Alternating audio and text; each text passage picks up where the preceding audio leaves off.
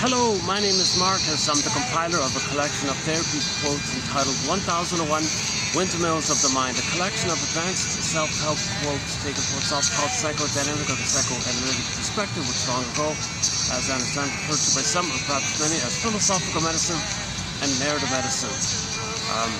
Yesterday I was very caffeinated. I was speaking a mile a minute. I think we crammed in a lot of information. I'm a little very fatigued in this video here. I notice already I'm not speaking too clearly, so this is that's too bad. But the focus is focus on the quotes and the ideas and the insights that I try to get across here. I'm not a shrink or a counselor, but I find interesting quotes and post them. My discussion is sort of my effort to increase my own understanding, to know myself more. And once again, like yesterday, when we say know thyself, you got to know both your conscious self that you're aware of, but most of you is called the repressed self, the denied self, the hidden self, the secret self, the shadow self. It's the one who walks with me, who's not like me, who is me. Someone's living my life, I know nothing about him. So in literature, it's the motif of the double, i.e., you create a fantasy character that embodies or knows everything about you that you don't know. And that's your double self. That's a therapy idea to help you, to prompt you to have a communication, to know your double self. Because the double self is really you, and you want to reclaim, re-own, resynthesize, make the unconscious conscious. Now that double self doesn't know time, but our conscious self knows time. But that double self knows the timeless trauma, the timeless script, spinning around and around and around, hoping for a better outcome.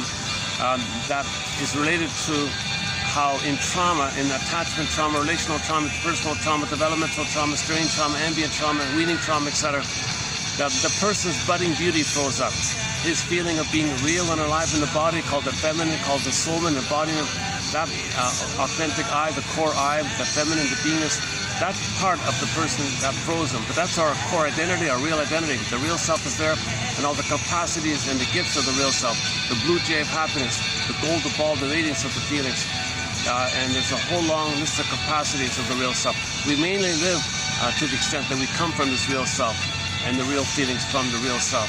We mainly live to the extent that we feel our real feelings and our real self, the ontological self, sense of self. So this is there. We have it in the beginning. It's meant to stay with us. That quality of it growing with us is called the budding beauty or the emerging self. But in trauma, that part gets frozen while the rest of us develops. So we grow up biologically, even cognitively, you can get 10 PhDs. Physically, you can get 10 sports awards, whatever. But we live to the extent that we feel at home with him. This no place like home, they said in The Wizard of Oz. The concluding line was, no place like home. The home means embodiment. So the imagery was, Oz was like the regular life, the person, and visit the unconscious, process everything, line up the gang. Scarecrow is, the guy has no brain, so we can't know the trauma. Okay? In trauma, the heart is, the soul gets zooped away. The Tin Man, no heart. And the true being like that means it's going to feel disembodied, cowardly lion. So Dorothy's a civilization that if we're doing our work, inside there's a Dorothy getting the gang together, lining things up, heart, mind, and body, line it up, and so on. And then when that's the case, and we come back to ourselves, no place like home. It's the inner home. So Kansas is like the inner home. Everybody has an inner Kansas, so to speak. Everybody has the inner Oz. Oz is the unconscious. Oz, id, yeah, maybe like that. And the whole Odyssey is about this. The whole Odyssey is to get home. When he says he's looking for home, he means an embodied home. It's a metaphor for inner home. It's got a long gap, long journey, because in narcissism, you're far away from your home. You detach your sense of at-homeness is far away. So if the Penelope is far away from him, a long, long journey, that represents severe trauma called narcissism. So Odysseus was a narcissistic kind of fellow. Thought he can be anybody, he can do anything he wants. Typical He-Man, Macho Man kind of idea. But you see inside, something is percolating, right? There's a drive to feel, a drive to be yourself, a drive to be real. That's on Poseidon, the wave, the unconscious. So the unconscious sometimes symbolized by the oceans. You have the ocean wave called Poseidon wave. You're speaking to him. Hey, you. Who are you? I'm your feeling self that you deny. I don't like this. Well, I don't need you. Yeah, yes, you do. No, I don't need feelings. I don't need identity. I don't need a soul. No, you don't. No, I don't need any of that stuff. I don't need a soul. It doesn't work like that. There's a drive for healing. In the ancient Greek myth, it's called suffering, so you're going to suffer. It's not like a punishment suffer. It just means you got to go on the journey. So he goes on the journey to find home, that kind of thing. So that's just one part of it. Yeah, the park's quite busy here today. I set up near the monitor lizards, but there are way too many. Like, there's way too many tourists taking photos or selfies. There's no way I could do it this time around.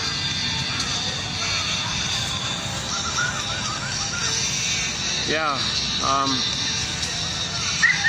I look forward to coming to this park, but I was so tired. I thought,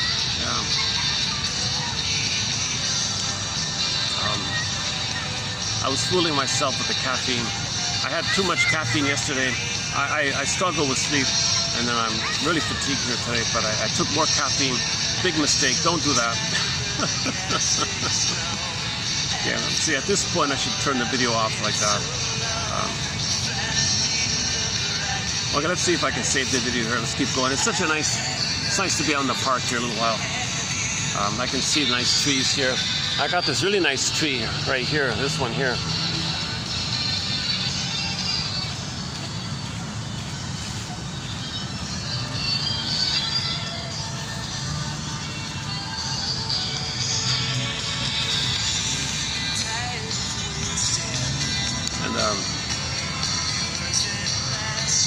And the lizards, ironically, there's a calming quality about the lizards. They just sleep there. They lie on the grass. They sleep 99. They sleep most of the time, but they swim across in the water. They're harmless creatures. There's never been an incident with them. They're just these. They just sleep all the time. It seems like it's an image of just relax in the sun kind of thing. Like, they have no sense of time. Okay,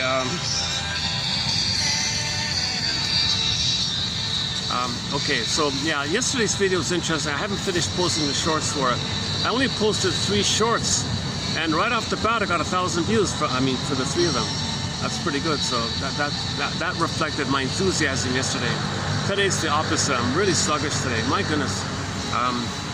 Luckily, today's batch of quotes, they're from a fun self-help book called Think Like a Shrink.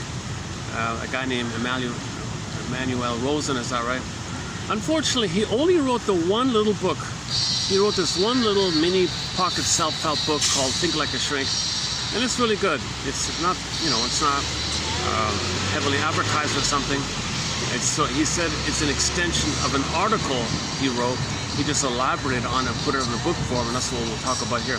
I've already posted several quotes from it previously, a few years ago, so this will be a few more here. So just to offer some kind of abbreviation here, we're born in a body, that's the feeling self. But in relational trauma, attachment trauma, that feeling part gets frozen. So there's many ways to symbolize. See, we don't see this quality of our feelings freezing or going flat or numb. We don't see it, right? So you create a symbol which you do see, but the symbol's not real, but it points to something invisible that's real. It's real that if we don't feel real at all, that's a real phenomenon. So how do we describe it? Well, let's call the feeling self the feminine. Okay, like the moon and the sun, feminine, masculine. The sun is the active, bright doing. The moon has like that still, calm, powerful quality called the moon energy, sun energy, or feminine, masculine energy. Talk about energy like that. So in other words, being and doing. So the being is the be, the I, the authentic I. And from the authentic I, from there your doing is normal, your sun activity is normal, ethical, virtuous, moral, because it's an expression of your being. When you have your embodiment, then your doing is normal and ethical and virtuous. It's love-based, heart-based, it cares, it feels, it's reasonable, it's calm, it's intelligent. We operate from our natural state of calm and cooperation like that. You don't have this really embittered survival, monitor lizard thinking, survival, envy, revenge, bitter, entitlement, my greed, your greed. You don't have this exaggerated sense of fears and rage, because that takes place with trauma. When there is trauma, the feeling self freezes, and all the capacities of the feeling self of the I, the authentic I, freezes. Discussed yesterday a little bit. Then you're dealing with this unresolved looping phenomenon, the circuit of memory, of traumatic memory, where the baby wanted love, mother said no. Baby cried, distressed, mother said no. Baby was enraged, mother said no. The baby's rage was an SOS, mother said no. So my goodness, so there's a burned in issue here, because the child can't presume and feel safe to allow his budding beauty to stay with him. He's got to survive with the mother. Now it's a jungle from. There's your jungle mentality early on, when there's too much trauma too early on. Like that. It is an issue of survival for the baby. He's powerless, he's helpless. Mother's the giantess in the nursery. Baby's got no motor skills, can't do anything, totally trusts the mother, but mother's hurting him. He's terrorized like this. He's enraged. It's a justified feeling to be enraged like this, because rage is the baby's best chance, he thinks, to signal. Rage, the baby's rage is a signal. It's a communication.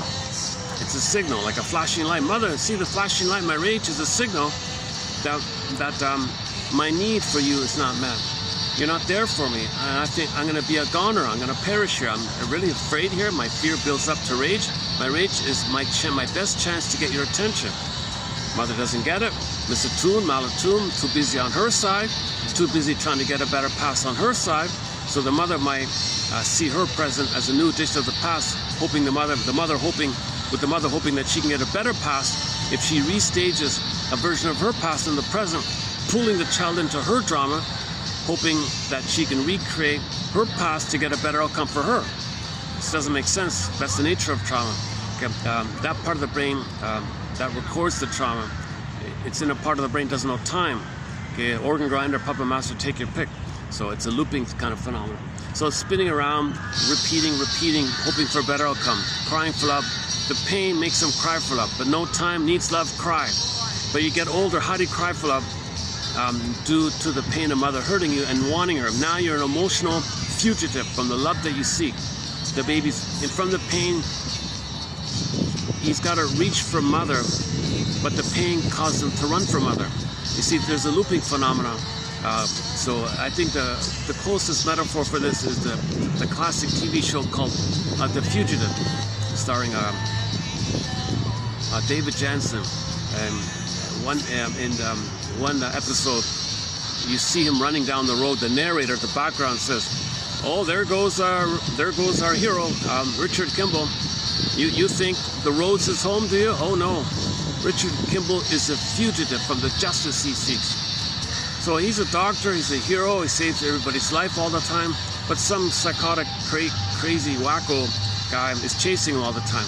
And Kimball even saves this crazy man's life, saves his wife's life, saves his children. So it's not about reality, it's the metaphor that within there's some thing chasing us, and you know what it is? It's our own rage trying to communicate to the mother. The baby's rage tried to communicate to the mother. It was oral, it was devouring, it was enraged, it was desperate like that. But when it was blocked, it rebounded in on himself.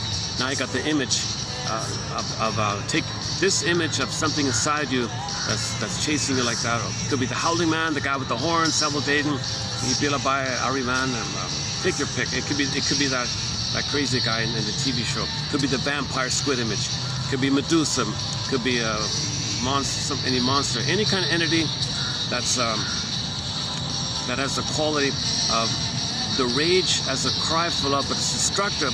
And rage is what's there when you believe your mother is.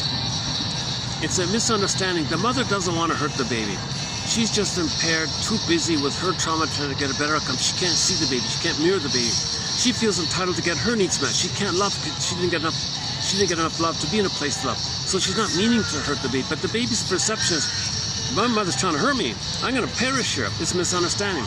So now the baby feels in rage mode. Rage is sort of like when you believe somebody's deliberately trying to hurt you, then there's like the rage quality, but it's a misunderstanding. But the baby communicates the rage. Mother still doesn't get it. So the rage goes in on himself. So the rage going in on himself is destructive. L-I-V-E reverses E-V-I-L. Howling man, guy with the horn, destructive. So any image in the mind, any fantasy in the mind, okay, this is pre-verbal, pre-linguistic. So the baby's rage spinned around. It's a twisted perversion of the baby's cry for love, turning to desperation and anger, and then fury, but it rebounds in. Now it's attacking himself. Meaning he's hurting himself to continue his hope to cry for love to the mother. So he's got to hate himself, be self-defeating, accept this situation, because that's the tie to the mother, that's the hope of the mother. So he's got to stay like this. He's got to criticize himself, be self-defeating, and that's his hope, that one day, mother and a magical time machine will appear. He'll go back in the past, mother will provide the love that he should have received originally in the beginning. So he's waiting for this someday thing. So he's dysfunctional, and all dysfunction, all repetition compulsion, all oral fixations, all negative gestures, magic gestures, is the hope for a better childhood past. So whatever dysfunction there is, even self-defeating behavior, okay, that's code for you want mother's love in the past. You want a better childhood in the past. You're in the present, being dysfunctional, hoping for a better childhood past. That's the problem with time, called the time element. Unconscious doesn't know time, but our conscious knows time. So therein is sort of one way to, I went through this point yesterday much better. It was noisy in the background. I had all the water there, 2 waterfalls, there's an event around me. Here it's quieter, ironic. To my surprise, it's quieter here. But I'm just so, really, I'd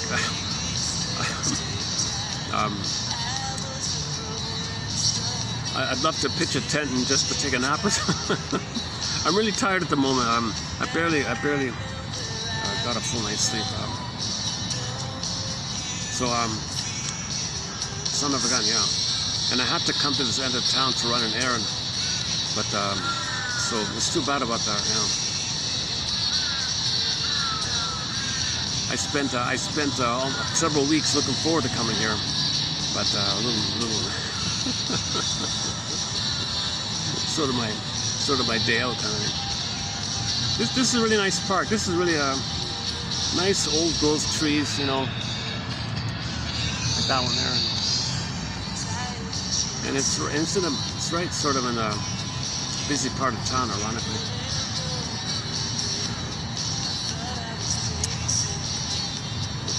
Hold a sec. Let's give me a minute to let these people pass by me in front of me. Hold on a sec.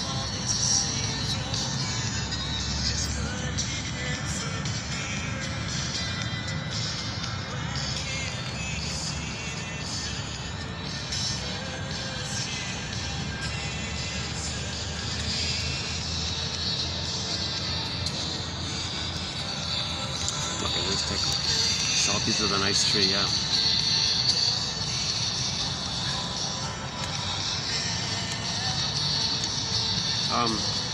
So what we're dealing with is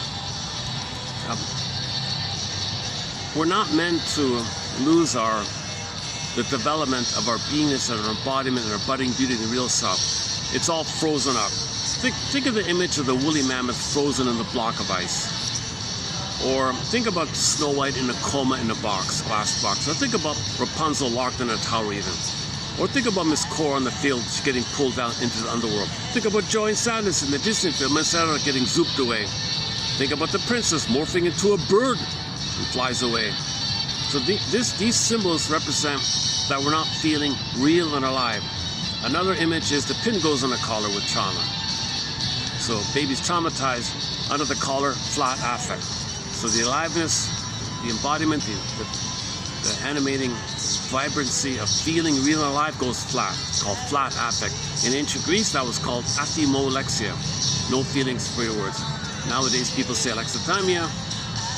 No words for your... No, sorry. Some guy staring at me. I had that yesterday. Some guy just staring at me and took a photo of me for Pete's sakes. A little awkward. I've already moved 3 or 4... I can't... See, I've moved already several times. Let's wait this out here. Maybe. It's just innocent curiosity kind of. It's a little distracting. Okay, hold on a sec. Oh, for Pete's, I'm too lazy to move again. Oh, for Pete's sakes. Oh, Jesus. Okay, let's wait a minute.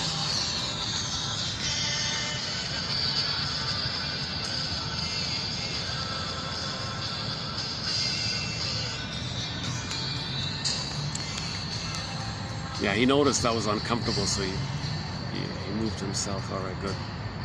Oh, no, he's back. Oh, for Pete's sakes.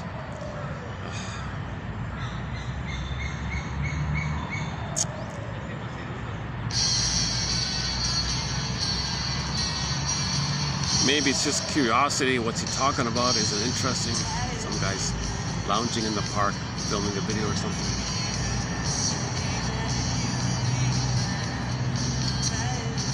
Yeah, okay.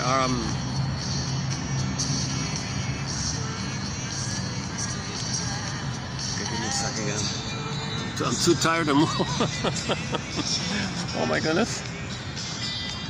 This is the tiredest. This is going to be one of the most tiredest videos I've done in a long time. In almost every video, I am kind of energized and refreshed. On occasion, I'm stuttering and sluggish like this. Today, it's really bad today. So I'm really having an exceptional off day today. So let's go back to the beingness idea. Okay, so the pin and a collar, it's a pretty clear image. So under the collar, okay, the body is flat affect. Again, ancient Greece, athemolexia, no feelings for your words. Nowadays, alexithymia, no words for your feelings. That's what we're dealing with. That's what we're looking for. We had it, it's supposed to stay with us, it froze up early on, and we spend the rest of our lives hoping that if we're loyal to the mother and repeat the problematic interaction with the mother, and we do so again and again and again, maybe mother will change her ways, provide the love that we should have received back in the nursery, but there are no time machines. Therein is the confusion with the brain. Unconscious has no time, but there is time. But the unconscious is the puppet master, and so it keeps spinning it around. So it keeps spinning around this memory. Cry for love, mother said no. It's on a record, like a 45 record, and you played your one and only tune again and again and again. That means in every new situation, you cry for love. But wait a minute, you're not in the nursery, mother's not there. But the mandate is the compulsion to repeat, the compulsion to get mother's love, the compulsion to feel safe with the mother, to go through developmental process, to have your I and to have your golden ball of feelings. We want our I and we want to be able to feel. So we want mother's love for that. So we can't live without that. We can't be ourselves without having that developmental process of being safe. In the first phase, you got to think of it like the soil and the seed. The seed needs the soil. The soil is the relationship. The mother-baby relationship is kind of like the soil for the budding beauty, the beingness, the blossom, to be the part of the person. But that's frozen because the soil wasn't there. So it's hard to have your budding beauty if you never had that soil experience. I mean, maternal love experience. Not just nursing and feeding. It's a bodily interaction with the mother, rhythm of safety with the mother. Mother's attuned and entrainment and rhythm of safety and sweetness, and sees you and accepts you and delights in you and who you're going to be. It's not using you, doesn't have an agenda to shame you because she's Italianic. She has a Italianic feeling that she was shamed, she's going to shame the baby, or she's going to try to extract love from the baby, thinking the baby's the mother in the past, or she's going to treat the baby the way she had been treated and attempt to know and remember how she had been treated. So she's struggling, whereby her unprocessed problem with the mother continues all her life. So when the baby comes in, the baby's just pulled into this drama. So the baby might play her back then, she plays the mother, and just replays what happened to her in her attempt to know what happened to her. She doesn't remember, but if she acts it out, that's her attempt to remember. Repetition compulsion is experimental recollection. She's trying to remember. She's trying to get the story. Okay, back to Mr. Diderot. Okay, the world is a kind of spiritual kindergarten, and we're all bedazzled infants trying to spell the word love with the wrong blocks. So the mother doesn't know that repetition compulsion without awareness, that's the wrong block. It's the wrong block to think that being dysfunctional again and again and again, you're going to get a better childhood by doing so. Give up all hope for a better childhood. give up all hope that by being dysfunctional you can somehow magically receive mother's love from the mother's love in the past. But it's in the present. In the past, what are you talking about? But that's the dysfunction. Okay? Trauma and repetition compulsion are synonymous. So in the present, when you play your 45 record, okay, half of it, or part of it is, major part of it is, you cry for mother. You want a mother. You still need mother, but you're out of the nursery. How do you reach for mother? Whoa. There's a conflict because you're not in the nursery, but you got to get mother's love in the nursery, but you're not in the nursery. Okay, enter associations and cover called rationalization, duplicity, flim-flammery, excuses to hide the lie. You can't know that chasing a symbol of mother is only a symbol. You got to believe it's possibly mother, but it's only a symbol of mother. But don't think it's a symbol. Think it's really could be mother in the past. So you look for some association of mother. Commonly it's material, so that's money, things you buy, can comfort you, it's stable, things that serve you like that. Food is a common one. Fluids are a common one. Stimulating fluids, you know, like wine and things like that. Sweetness and cookies like that. So you associate that mother was sweet and tender and soft and kind and maternal, stable, body present. So you think things you buy, okay, you know, in the food and the soft foods and the sweet ice creams and things like that. So these are unconscious associations, and no way are you ever gonna think that. You're gonna make an excuse. What's wrong with ice cream? I had a hard day at work. I need a treat. So you'll easily find excuses and not question it. Nothing wrong with that. It's milk. Nothing wrong. You know, it's very easy to explain away that what you're doing is no problem. And that's your rationalization. It's just no problem. As simple as that. You just deny. You don't want to face it. But what that's there for is to provide cloak and cover and camouflage that unconsciously you hope that the ice cream, that if you eat enough ice cream again and again and again, and you keep doing it, that's your ongoing hope, relentless hope that you'll be loved in the past by your mother, that you'll be loved in the past by your mother. You have a relentless hope to be loved by your mother in the past. Look at that. And you need this hope. You need this hope because the hope, briefly, there's dopamine, that's exciting, that's the chase. You feel important, you're going to do it, you're active, you're important, you're not passive, you're active. Plus the hope part is if you search for a symbol of mother, whatever the symbol is, it functions as a triggering device.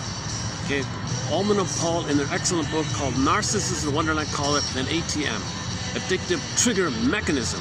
So you look for a fake mother, an imaginary mother, called an ersatz self-object, a fake self-object. Okay, so when the baby's nursing, the breast is a self-object, written as one word, is fused one, but the baby owns the breast, he thinks it's there to serve him.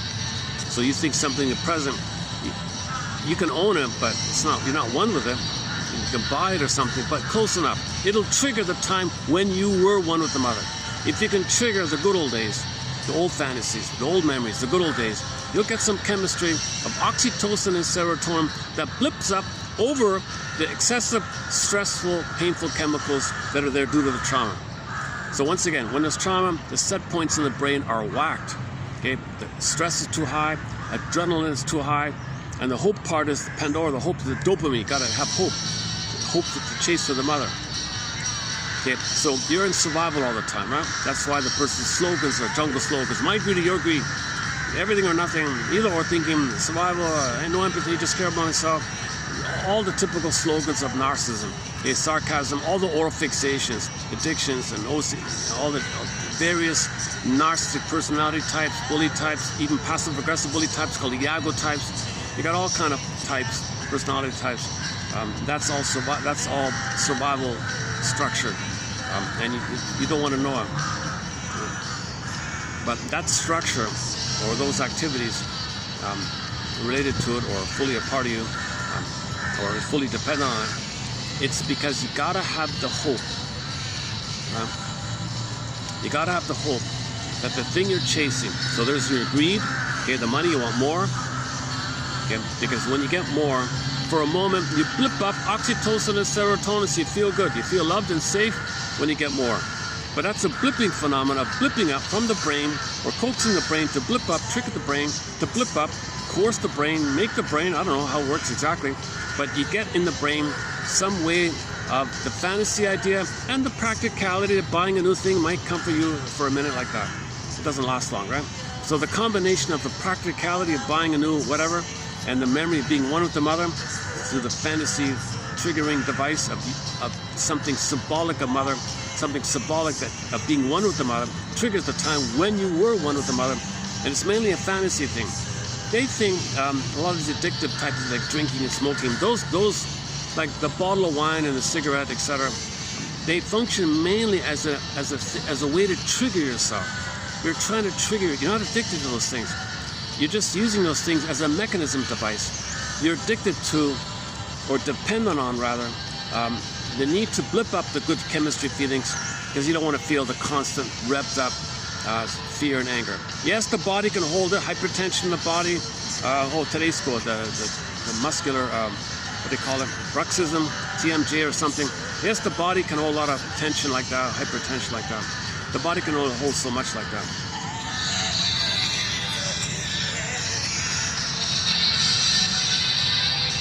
Oh, can I go back?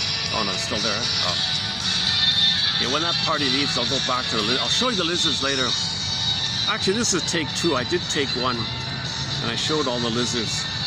And I was stumbling. Oh, let's do a take 2. Please, let's do a take 2. This is take 2, but take 1 was only about 10 minutes. So about 10 minutes. I lasted a little longer this time. This park has some really nice cats, by the way. Yeah. There's one way down there.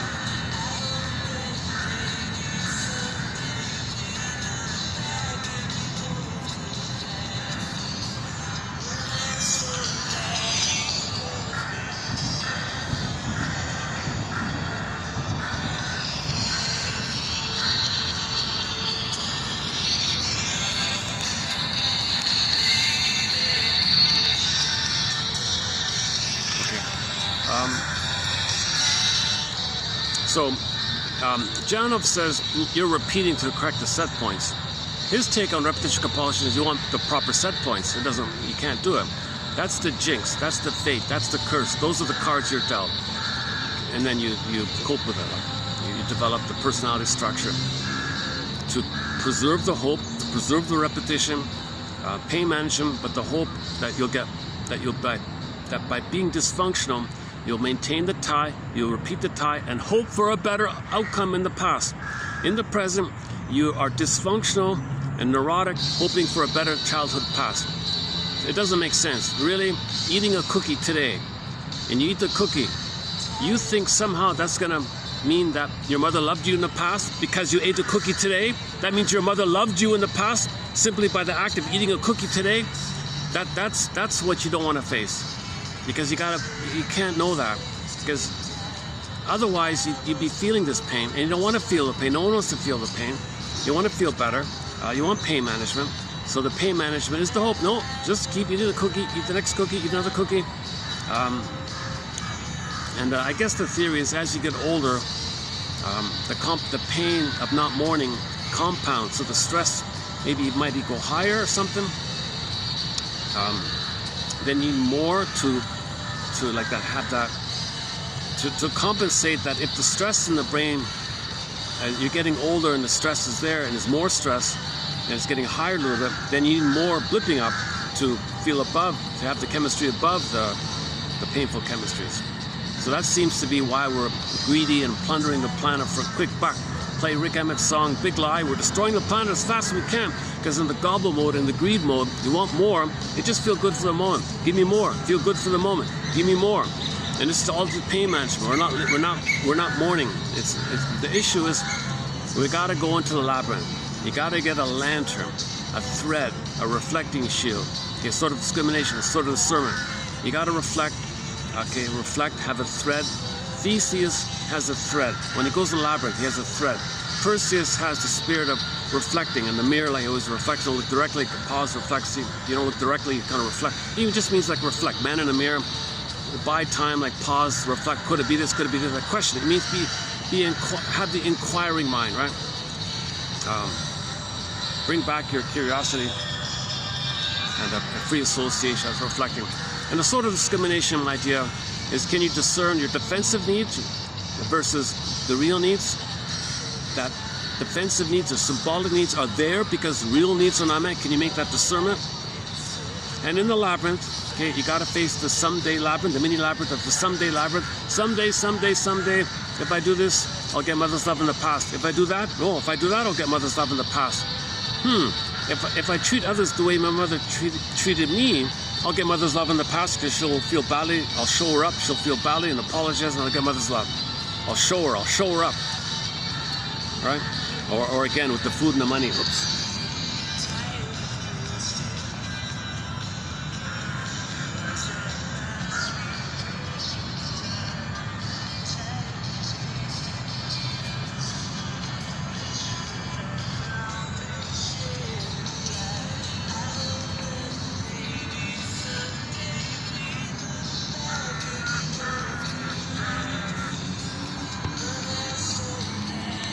If it's like the other park, it's just going to keep getting busier from now on, yeah.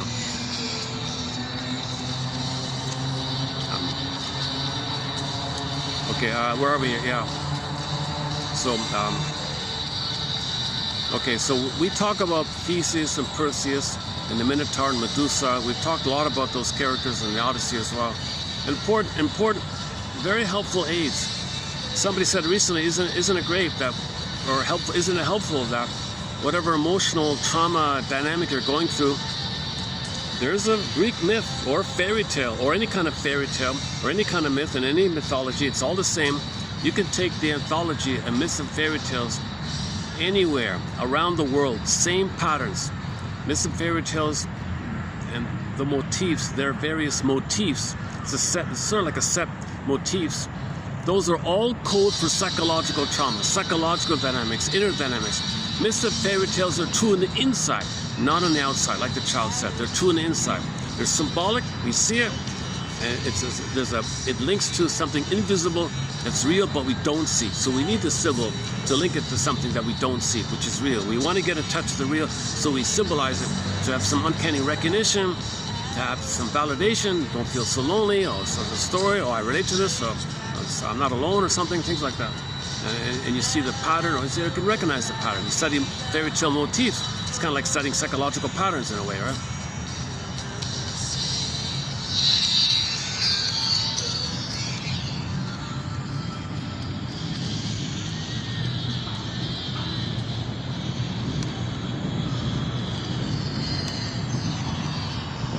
Are we getting the pigeon in?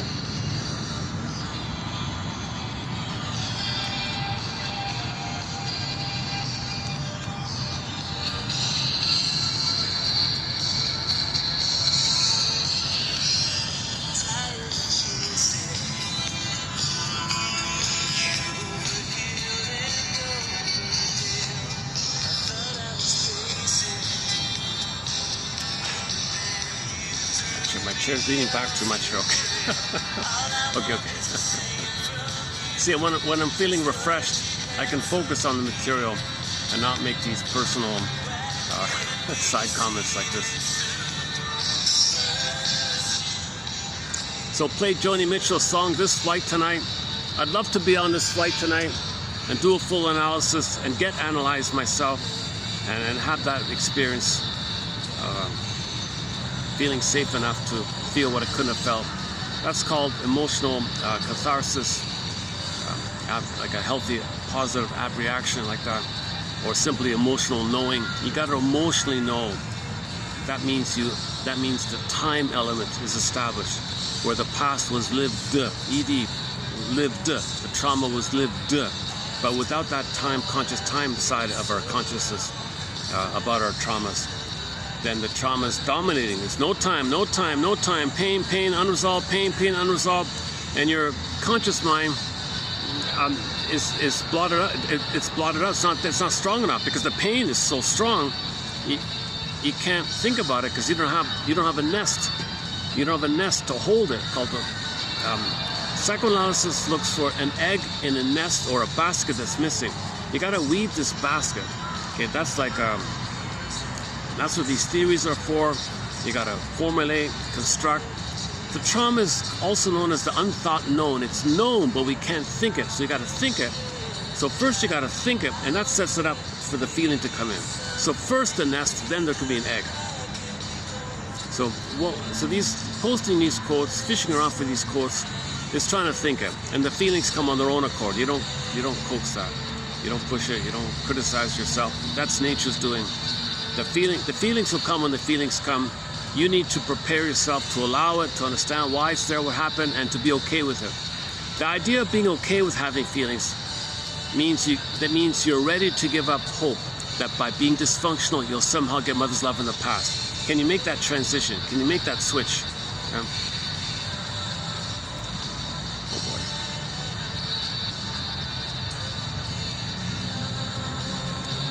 Yeah, maybe I need to change that.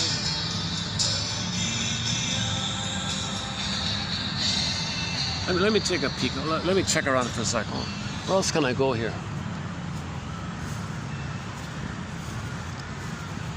Oh, okay, let's just do that then. All right, here.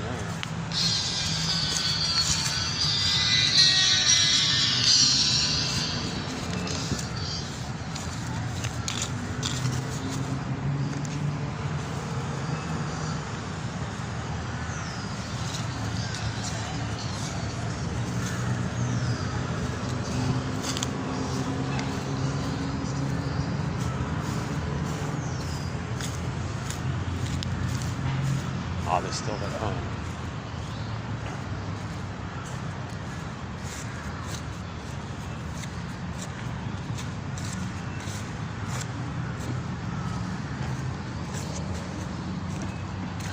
Well, since I'm here, let me show you the. If they're still here, let me show you the monitor lizards. Oh, that's why there's nobody here. They're gone. Oh, look at that. Oh, all the lizards are gone. Oh, look at that, eh? Oh, what do you know? They were all just, there's one little one. There's one in there.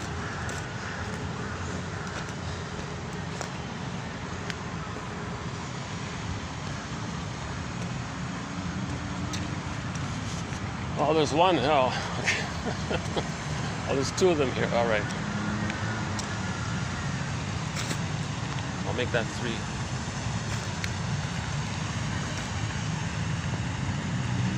Is he showing up here?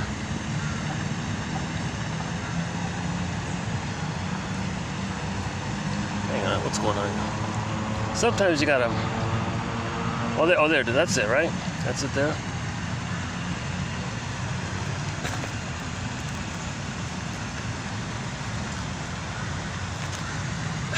All right. There he goes. There's his buddy. There's his big brother, eh? You must be the parent, huh?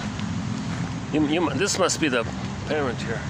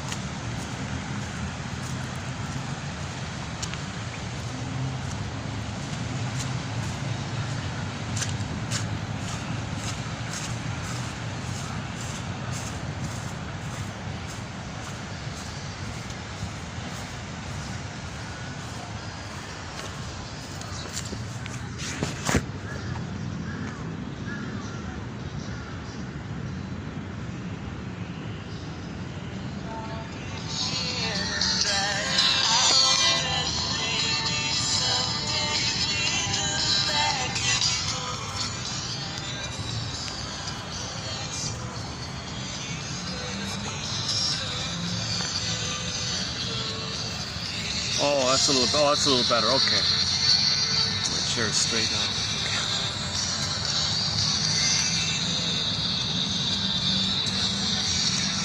Okay.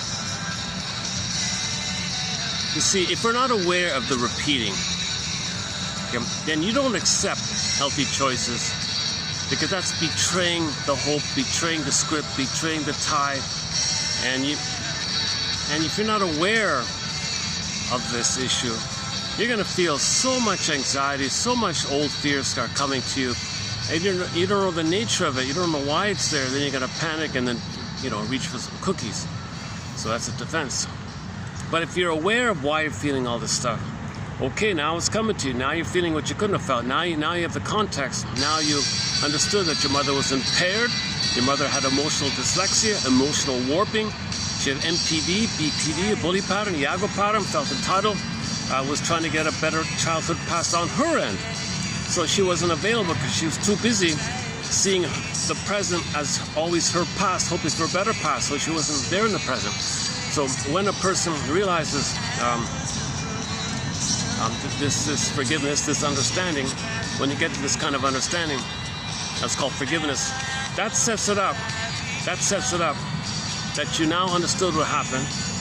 The nest, then the egg comes. The egg is the potential, the feeling. The new life comes back to you. The feeling comes back to you. When the feeling comes back to you, it's an emotional knowing. When you get an emotional knowing, and now you set it up whereby you now accept that had you been loved, you would have gone down the other path. You would have laid down different neural circuits based on having been loved. You would have accepted it had you been loved. But now you know and you admit that you didn't get that love. That sets it up that in the present, if you do something from the real self, there's an underpinning of a now okayness for it. Now you can make healthier choices and lay down new circuits after you let go of the looping thing. The looping thing is the repetition compulsion to get a better past. Repetition compulsion means you're living in the past. Repetition compulsion means you're still in the past, hoping to get mother's love and resume development. It's the same old stuff, same way of relating, same limited feelings. You're not feeling differently, you're not relating differently. You see things in the same way, your attitudes in the same way, your excuses in the same way, your feelings are in the same way. You're just repeating, hoping for a better past. So if you're always doing the same thing, that's a clue to that area. But once you admit why you're doing it, why the script is there, why the cursed trauma is there, the jinx, in the Twilight Zone they call it the jinx. It's a neural circuit. You're facing this jinx. Lucy Holmes calls it wrestling with fate. She originally called it wrestling with destiny. She updated it. Now she calls it wrestling with fate. She means the curse. It means the neural circuit. This traumatic script. This script, it's a schema, schemata, imprint, blueprint, prototypes, deep wiring. The more deep it is and the more unaware you are, the more dysfunctional you're going to be. Like the more pain there is, the more you can't know, the more you gotta hope and make excuses and provide cover for your behavior. So people protect their narcissism because the pain is too much. They gotta preserve their lie that they're king and a god, they're entitled, and the world's a jungle. They gotta preserve such nonsense. They gotta think like the monitor lizards, like those lizards, they gotta think a little bit like that. It's called jungle mentality thinking. We're way beyond evolution, right? We've got 3 brains. That lizard only has 1 brain. Monkey's got 2. Humans have 3. It's the 3rd one that makes us enjoy the present, cooperative, because we're conscious. So we're cooperative by nature, actually.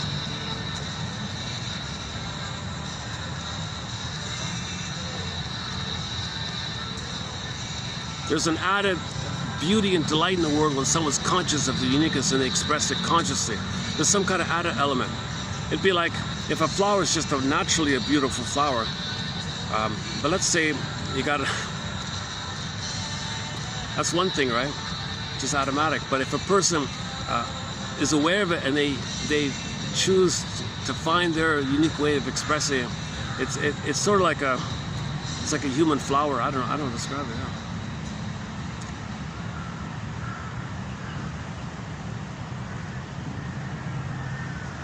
In other words, when you have your authentic self, your real self, you're aware of what's unique about you. Everybody's unique. The Great Spirit makes everything unique. Every monitor lizard is unique even. Every leaf is unique. Every tree is unique. So nature likes it like that. It's the nature of things. The interesting thing is somebody said the odds of each person being here are 1 in 400 trillion. So nature is kind of unique like that. So we're all quote unquote chosen by nature. Like if you're here, and the odds of any person being here are 1 in 400 trillion. You know, that person's like that, and everyone's unique. Nature's greatest miracle, and the odds like that, and you're a miracle, and unique miracle, and the odds, you know, so there's a lot of importance like that, right? We're all one family, natural state of affairs. We're meant to be, we're cooperative. Our natural state is mutuality, called Freudian Freude.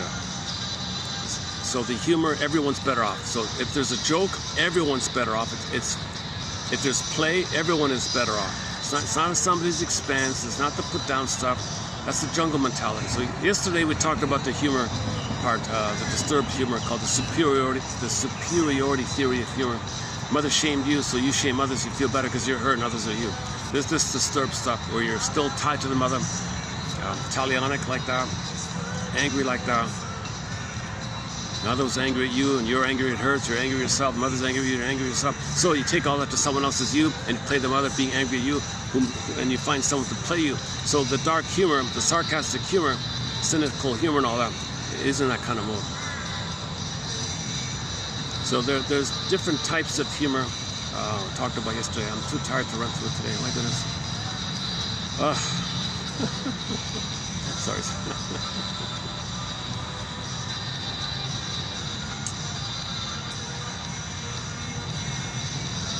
Oh, I know what I did. Oh, I know my mistake. Yeah. I was still trying to energize myself. I went to a nearby canteen and had this this dish. It was a little heavy and oily a little bit. Yeah.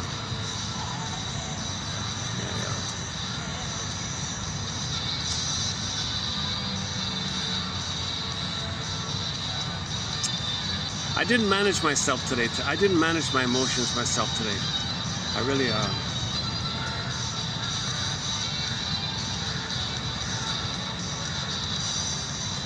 I wanted this day out in the park so much. I forgot about things, you know. When you want something, you forget about like in relationships, if you're love starved, the girl lies to you, you believe her because you want to believe her. You know? You ignore the red flags, you ignore things, that kind of thing.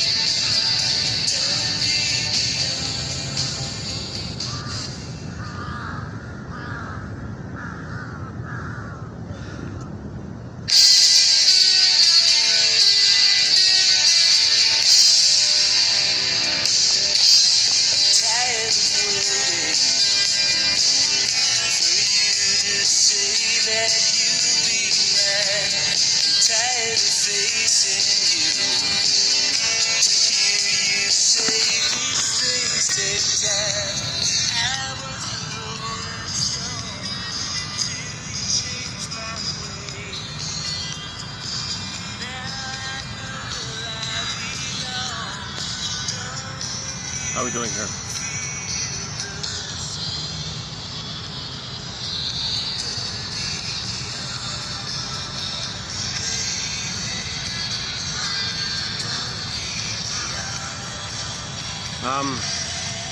Recently we talked about limerence, interesting topic called limerence, check that out.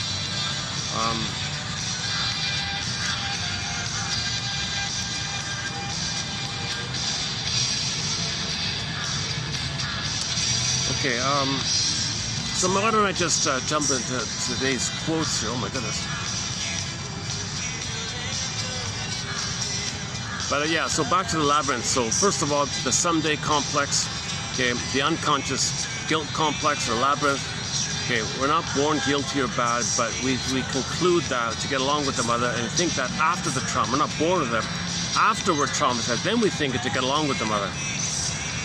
And our anger rebounds in on ourselves, so we always feel criticized like that. So always feel no good, shame, guilty, bad, dead, gotta save the mother. Want to get along with the mother, gotta fix her. We couldn't fix her, we failed. She didn't love us, are we defective? Shame, burning, biting feeling, that's a hell idea. Hell is a metaphor or a symbol of a burning, biting feeling called shame. When mother doesn't accept your identity, feel rejected. Rejection, shame is the emotion related to rejection.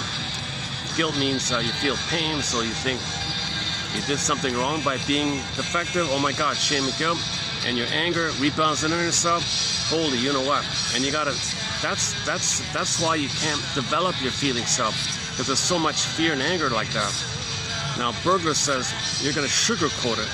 You're gonna bury the pain, sugarcoat it with the hope of the pursuit, dopamine for the chase, get the hope to push back the pain, and you're in this looping phenomenon. And that's the discerning. Can you discern that your symbolic needs or defensive needs, it's for that to give you the hope, and you're not really gonna get mother's love in the past, but you don't want to know that.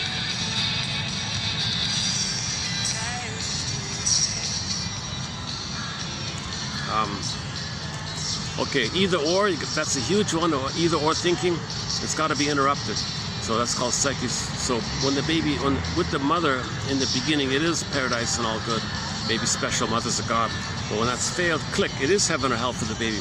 He's defective, mother's a monster, basically. The monster idea is mostly his rage at himself, hoofing into a monster. Whether he projects it onto the mother and then takes it in like that, compounds it, or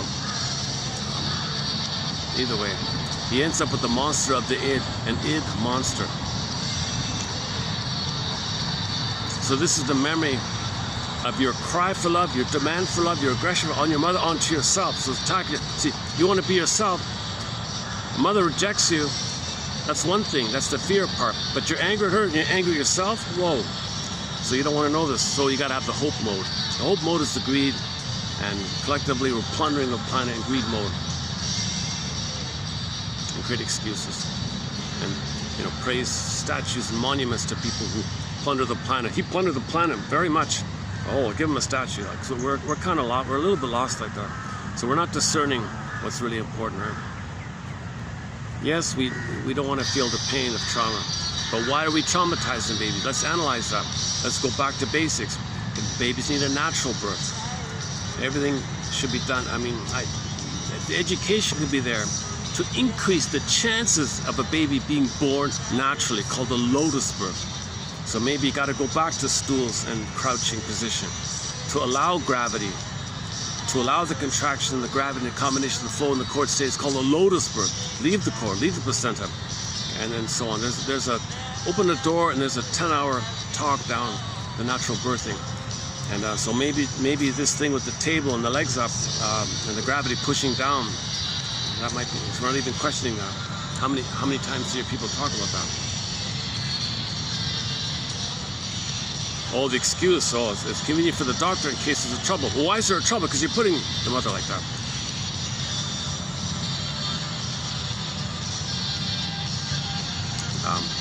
It's not a complete answer like that, but the babies need a period of bliss with the mother, oceanic oneness, oceanic feeling, a blissful oneness, a unio mystica, participation mystique.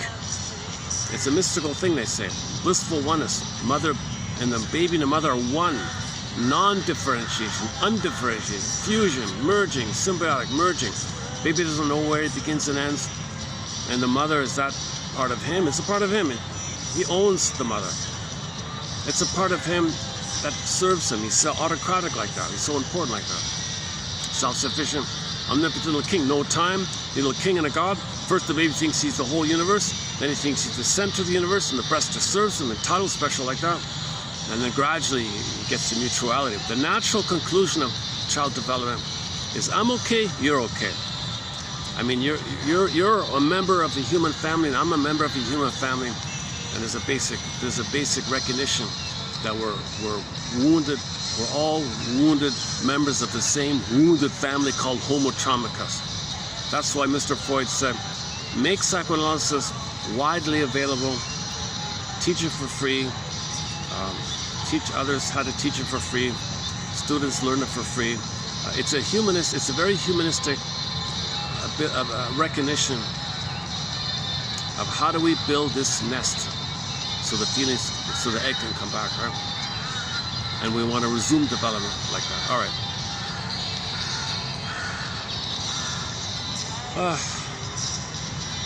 Man, the first time I was here, I had a really nice outing. The first time I was here, it was a real fun outing, and it's been in my mind, you know, with the listeners and all that. Today I'm out of it. I'm just so tired today. Oh goodness. I see one guy just sort of taking a nap there. I feel I wouldn't dare do it out here, but you know, when I just took that little walk there, I saw a young fellow kind of eyeing my bag there like that. I had to walk quickly back. You know. Jesus Christ.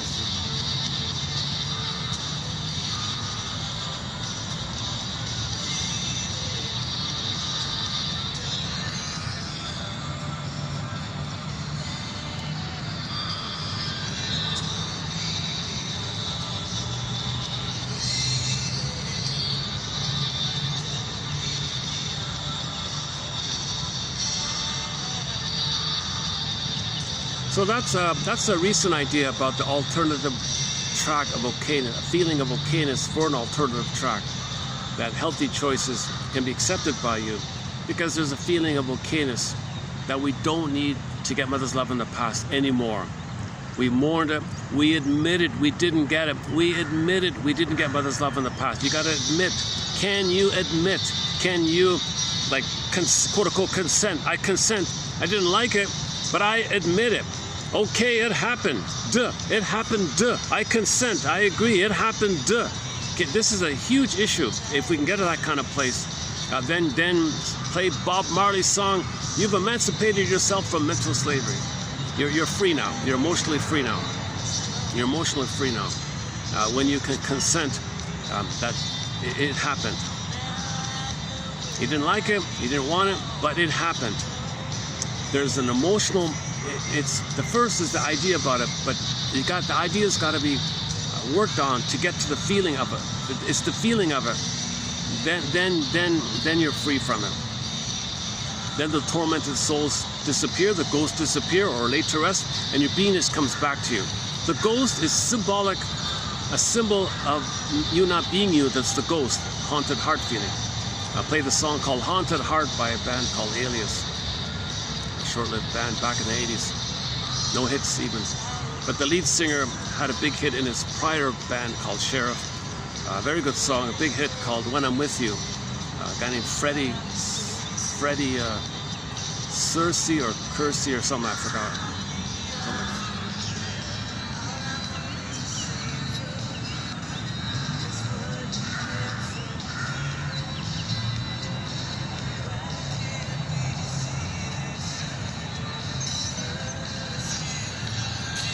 Oh, I got the sun on me. Let me make an adjustment here. Hold on a second.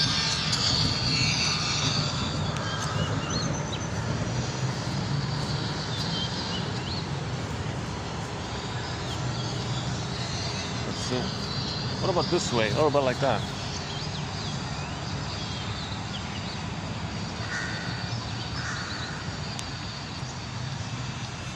Okay, let's try that.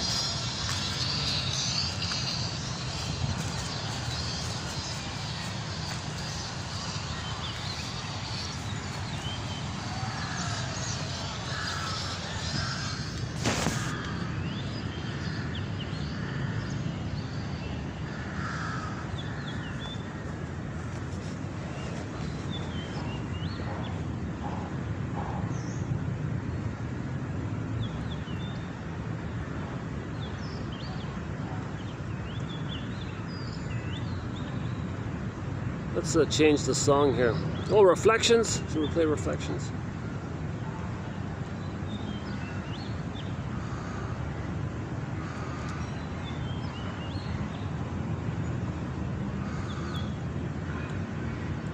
Tracy Bone.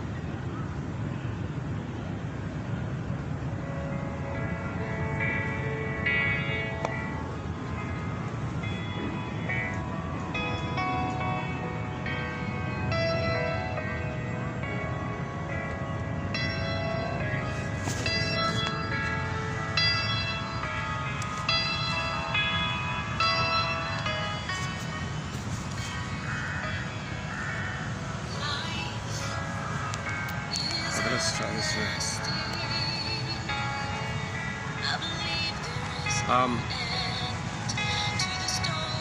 Yeah, okay, so this is the heart of it all. Can we consent, agree, admit, really believe, really embrace, like really, oh my God, you mean my mother, like the loving mother, my mother as the loving mother poofed away, was gone at birth, and I saw and I perceived my mother as a wicked queen, a wicked evil queen who wants to eat my heart, toxic stress in the milk, poison apple, nipple apple, okay, angry thoughts, hair, comb, hair, thoughts, toxic thoughts, rough handling, mother's hostility shows in the behavior of her handling with the laces idea. Mother wants to eat my heart, like take away my individuality, my budding beauty, my budding beauty. Who's the beauteous? Who's the fairest? Well, if the mother robs the baby's individuality, she can't tolerate that, because she's centered. Says all to be about her. She can't meet the baby's needs. She doesn't want to think that she's got to give. She's got to receive. She's center stage. She's the baby. She's got to receive. Baby's got to rob the baby of his individuality. That puts the baby in the position where he's got to turn to the mother. And you say, okay, fine, I'll take that. You're down, I'm up. So the mother's doing this kind of thing. Yeah, by the way, was it Plato or somebody? He says that you can have somebody who looks really nice and all that.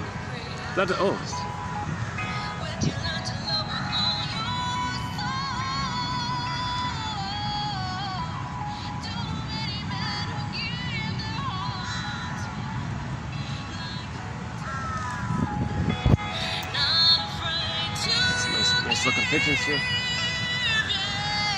Yeah, coming up, we've got some quotes. Go to 3199. We got some quotes from around the world. Famous quotes from ancient times from around the world. One of them was something to the effect that you might see someone who looks really attractive. That doesn't mean that they're ensouled, like because of the brightness of the soul or something. But they can still look attractive on the outside. Okay, so but generally, if somebody is embodied, they'll have an attractive quality in their appearance like that. But they might not be as superficially as pretty as the pretty one without the soul. So you got the super pretty one with no soul versus an attractive one, and they're filled with soul. And it's like if you think overall, you might be more drawn to that second one, right? But I'll have to read it more carefully. I'll have to look it up more carefully. I'll have to read it exactly how it's written.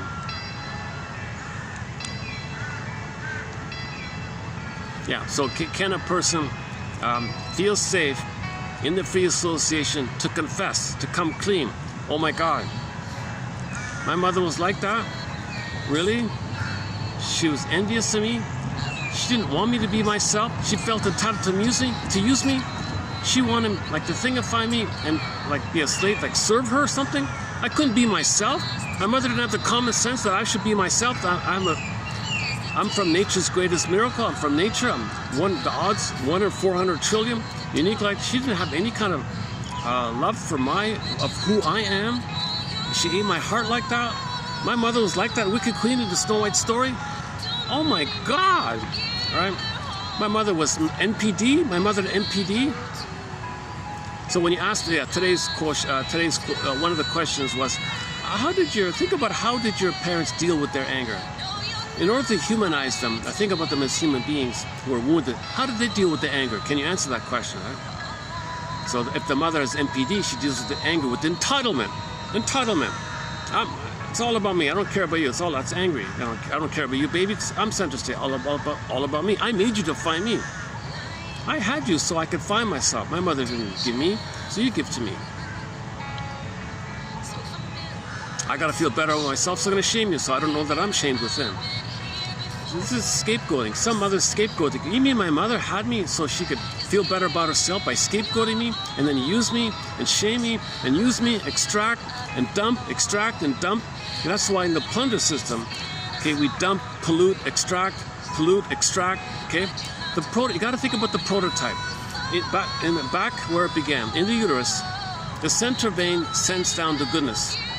In the cord, the center vein sends down the food, the nutrients, the oxygen, everything the baby needs Okay, he gets fed down the center vein of the cord.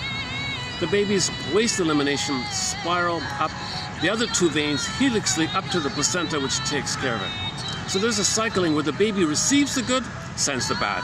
Gets the good, it sends out the bad. And the mother processes it, placenta to the mother, processes it. But he's got to receive all the good, send out the bad. Even in the nursing, he's upset, distressed, mother sends love. Baby's angry, mother sends love. Similar dynamic, right? So if a mother has a kid and still applies that, I extract from you and I dump on you. So that's like the mother's plundering the baby. So baby grows up and plunders the planet as a reflection that he was plundered by his mother. You see, so as above, so below. That's an 8-hour video. We got 51 points now on as above, so below. That's a huge topic covered about a week ago. If you want a discussion about the as above, so below, how the outer behavior is a reflection of our psychology like that. Our linked song was a folk singer, a guy named Bruce Coburn, a folk singer called Call It Fill in the Blank. In that one song, he kind of describes the plunder system as a reflection of the baby was plundered. So the mother extracted the good, sent in the waste.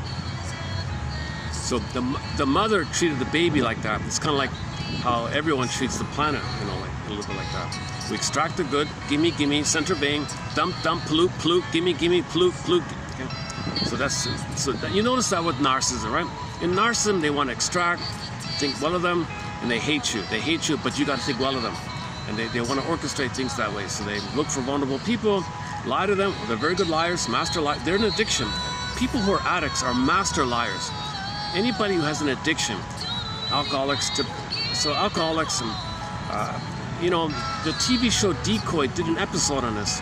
There was a lady who was an addict, and the sergeant and all that, they're saying, you have no idea how they will lie because they're so addicted. They got to get it. They'll lie to extreme because there's so much pain. They got to get their supply. So narcissism, all that characters, that they lie a lot because they got to get their supply. Dump the hate, get the supply. So they lie to pull people in. So they look for people who are maybe who still have some kind of a hope for healing and progress. Stinger modalities, they're addicted to the perverse state of doing to others what was done to them. But some children get traumatized a little later on, post to 18 months time, so they still have some sense of hope to progress and develop, but they're caught in between 18 months to 6 months. So they're childlike, they're a little naive, they're trusting, they don't hurt anybody, but they're a little foolish and easy to fool, they're trusting like that. Whereas the stingers say, good, I need those kind of people. I'll extract for them and dump on them. And the clingers, they go to the stinger because the stinger promises, and the clinger also has a love hunger. Saying, oh, sure, sure. They'll cynically say, sure, sure. Whatever you want, I'll give you. Really? It's for his agenda. He needs, for his survival, to extract and get supply. You got to think well of them while they dump on you.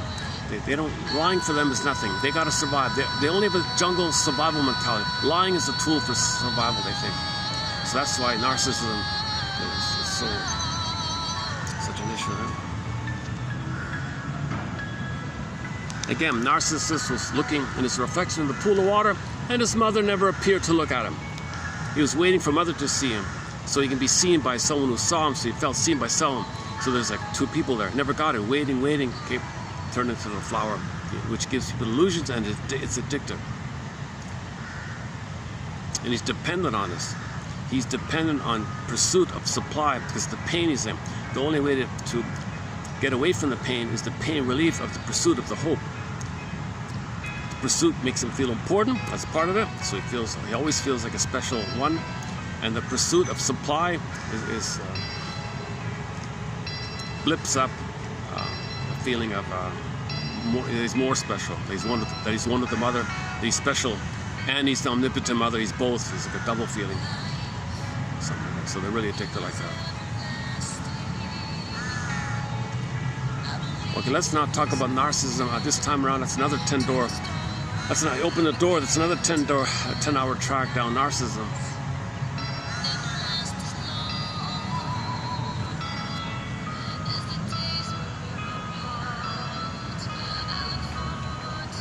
Oh. No, the lizards are out. Oh my goodness. One of them has a fish in his mouth. Oh my goodness, yeah. Oh, I see. One of the monitor lizards caught a fish, and the others are following along. And the birds want to see if they can get a piece of the action. A little drama in the park here, eh?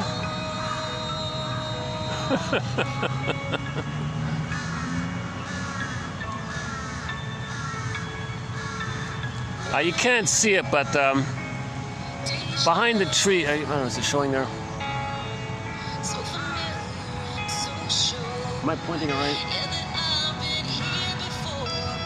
Is that right? Okay, in the center of the camera, behind the tree there's a lizard eating a fish. And the other lizards are maybe sharing or something, I don't know. And all the crows are hoping to get a piece of the action. And the humans are watching this spectacle. So all the people are coming around taking a...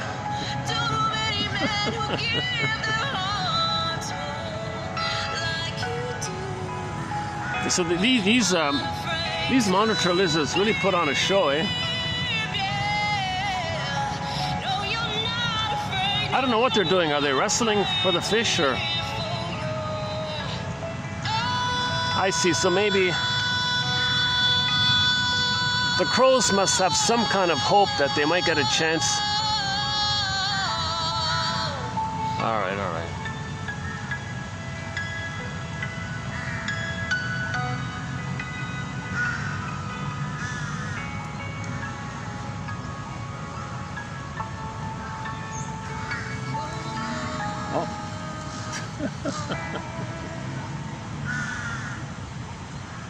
Oh, he's still got the fish. Oh, I see.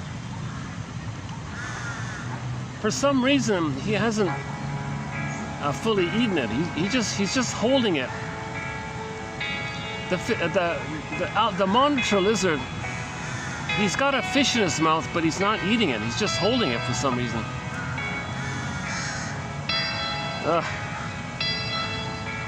Now the birds are pecking at it. Oh my goodness. Poor fish. The fish is saying, come on, just get it over with. You're just eating it. All right, all right.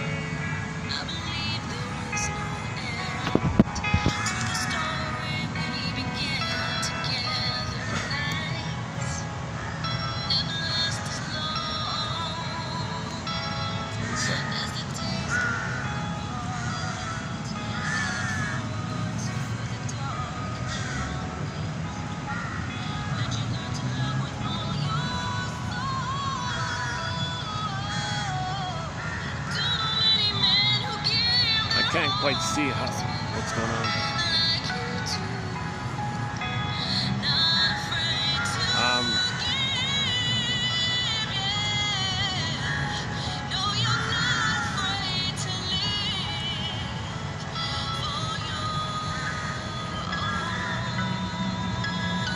The lizard, he's holding this huge fish. Or is it a turtle? No, not a turtle. No, it's a fish. It's a bona fide fish. It's a sizable fish, you know, maybe like a foot long or something. And he's trying to escape. Oh, I see. He's trying to escape. Oh, I get it now. He's trying to find a place of privacy where he can eat his meal in peace. But his buddies are following. Hey, come on, share, will ya? No, I'm an alligator. I don't share. The birds are saying, maybe there's a... Oh, I finally figured it out. All right, I think that's it.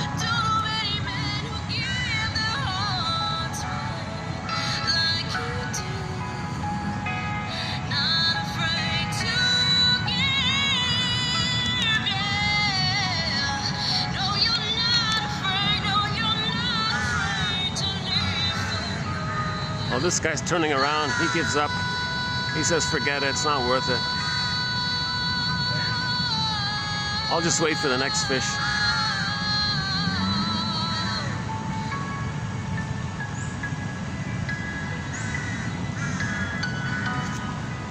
Oh, so from the looks of it, These monitor lizards don't share.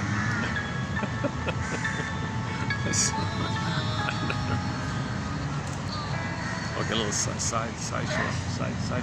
Got sidetracked here.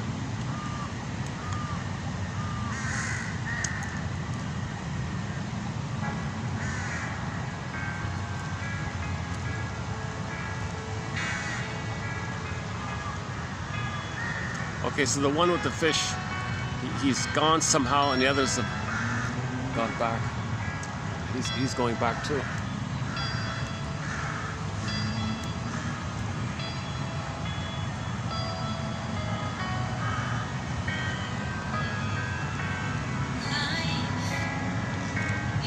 So for some reason, the monitor lizard couldn't just gulp the fish or something. He wanted a private spot and eat it at leisure, put a napkin or leave me alone, leave me alone.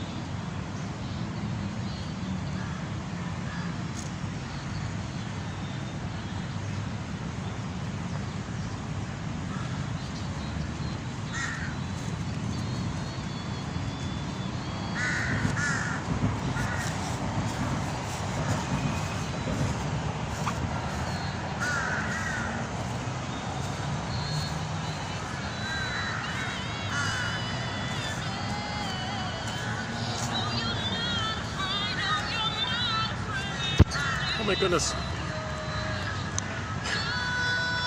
My God, you turn your back on your bag for barely a minute or two, and already someone was walking right at my bag.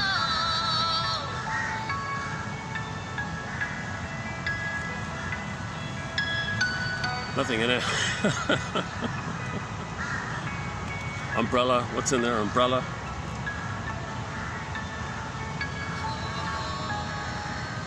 Oh boy, maybe I should, how's the time here? Let me do this. Let me hit the pause button. Let me change my spot, and I'll continue. So I'll see you in a minute. See you later, alligator. Okay. In a while. Crocodile. To use an old little children's joke, since I'm in the park here. So let's jump into today's quotes. Let's see if I can still salvage this video somehow. Okay, so the first one here by Mr. Rosen. Okay, for shrinks, in their mind, sort of thing, like for them, contact with anyone always elicits a rapid and almost involuntary subtext that suggests possible reasons for why that person is behaving thus. Knowing that personalities are formed, not chosen, allows us to perceive even the most difficult people in a broader, less judgmental way. Not a bad, compassionate, empathetic kind of quote here. So when you study this stuff, people don't choose to use these defense mechanisms. No baby chooses to feel that he's got to imitate the mother, you know, and then hate himself for it. No baby chooses such kind of things, you know. If the baby ends up with a passive-aggressive personality pattern, and you meet somebody with a passive-aggressive pattern, they didn't choose it. They didn't choose it as a baby, right? So, I try not to get people in the camera. I'm in a section of the park that not too many people use, it seems. All right. Yeah, so if you meet somebody with a certain personality, they didn't choose it. No baby chooses to be traumatized. No baby comes out of the womb, mother, could you please traumatize me and make me, you know, perceive the world as you hurting me?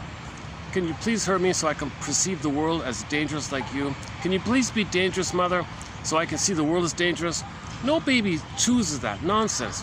So whatever happens with the baby and however he coped with it, whatever personality, defensive structure, he could be a waif narcissist, a clinging vine narcissist, a turtle narcissist, a voyeur narcissist, or a closet or idealizing narcissist, okay? Or the exhibitionistic one, or the arrogant, entitled one, or the devaluing one, okay? The bully one, passive-aggressive bully, Iago one, whatever personality structure you see, or codependency, and so on.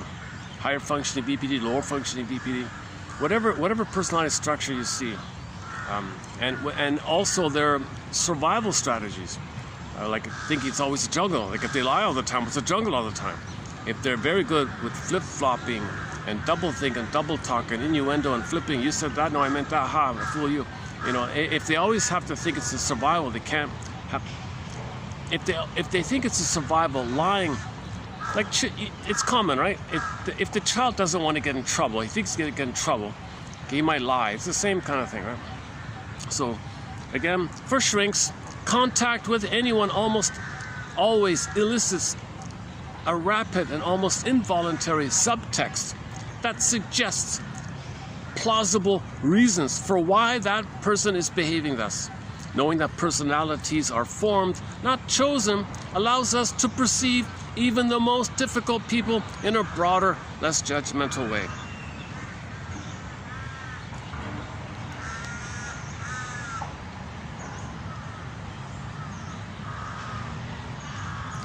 Right? So the false self is there. They didn't choose it. It was just formed automatically to protect the true self that's exiled, and you don't want to know the pain about it, so you're living via the false self kind of thing. Now, Berger says this is a misery machine, the false self. So no, you're not responsible for making it.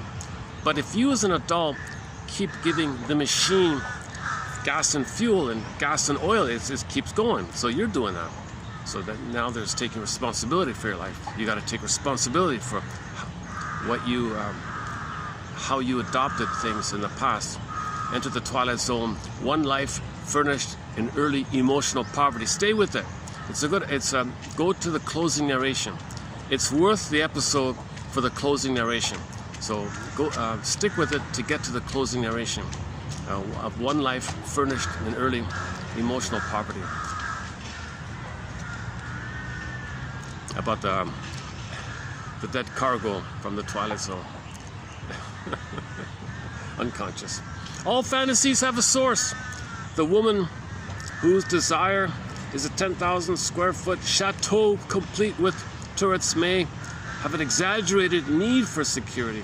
Find out why they evoke those fantasies, and you'll be learning what makes them tick. So we can learn about ourselves through our fantasies. Somebody said, when you say know yourself, don't forget to know your fantasies. Know your fantasies, then you'll know yourself, kind of thing. So consider your fantasies. You're learning about yourself through your fantasies. As actors and actresses in our own private play, only infrequently do we recognize that our unconscious is subtly yanking the strings. Again, humanity's third narcissistic injury. So the first injury was The earth is not the center of the universe. People thought, really?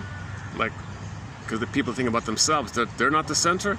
The earth's not the center? Projection, injury. I thought we're so important. We're the earth, the center. Everything revolves around. No.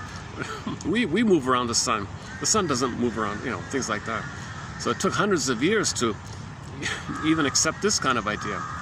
And then Darwin said, no, you people, come on, you didn't come here from some other spiritual alternative dimension and came here on some celestial spaceships to this earth, and you're from some other spiritual realm. No, you came from the earth, my friend. You came from the microbes and the muck. Evolution. It's an evolution. It took a long time to get here. Have some gratitude, evolutionary gratitude. Only one hominid with the cortex. Homo sapien. Apes are your cousins. Okay, on this point, go to Carl Sagan's clip on YouTube, A Reassuring Fable. That's a good clip. We play it here sometimes. Katja Epstein's song Diese Welt, Our World. And there's a lot of material about this. Even some scientists said, very simple. Humans are 70% salt water. The planet, 70% salt water? Think about that. Like, we're from here. We didn't come from some other dimension onto the planet. We evolved up from here. We've whatever theory you go by, it's got to be some variation. We came from this earth. Like, we evolved up from here. We branched off.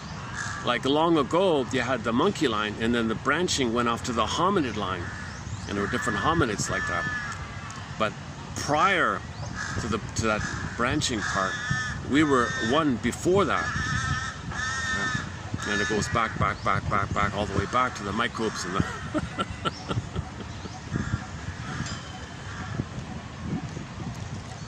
In that song, Diese Welt, she says, no, there's a documentary that says, it's possible, dear people, that only one speck of dust of the umpteen trillions upon trillions to the nth trillion, infinity trillions specks of dust, maybe just by chance there's only one speck of dust that's just the right spot from the sun.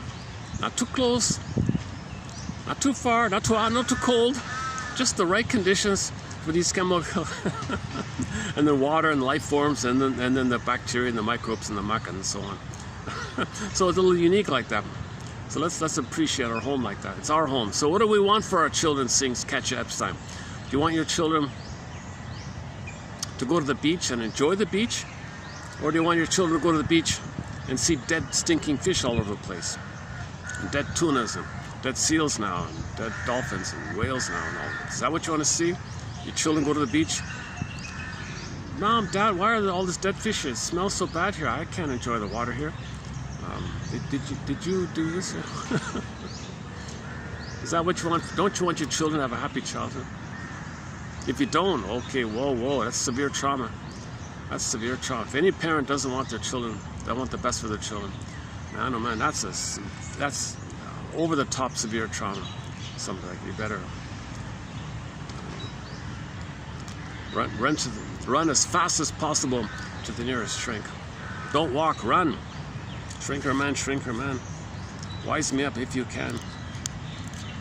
Sings Katie Lee in her excellent song called Shrinker Man, which actually is sort of a bit of a parody song, just poking fun at the idea that a lot of people wish they could get themselves fixed in the way somebody gets their car fixed. Take the car to the mechanic, go for a coffee, mechanic fixes it, pay the bill, drive off. You don't know anything about carburetors or manifolds, etc. Right? Well, a person goes to the soul doctor, fix my soul. Let me have a coffee, you fix my soul. No, it doesn't work. You have to be conscious. He teaches you how to fish. You got to be your own fisher person. Okay, the metaphor, fishing, okay, under the water, contents, fish in the water you don't see, pull it up. Metaphor, something about you don't know. Anything in the ground, like the dwarves were miners bringing up gems. Something about you that you don't know, repressed, dark, shadow, unconscious. Pull it up into the air, into the light of consciousness, and accept it. So in some fairy tales, you pull up the fish, throw up the fish in the air, catch the fish in the net, fry the fish, and the person eats the fish. That means you really accept the thing about you that previously you denied. Now you fully embrace it as a part of you. You reclaimed it. It's you because you ate it. It's you now, right? Where you denied it before. You had it, lost it, want to get it back. Be your own fisher person. So the shrink can't fish for you. He teaches you how to fish, and then you got to fish yourself like that. As actors and actresses in our own private play, only infrequently do we recognize that our unconscious is subtly yanking the strings. Humanity's third narcissistic injury, right? So the first was the Earth's not the center of the universe. Okay, Darwin's one, we came from the Earth like this. And the third one is here, Freud, right?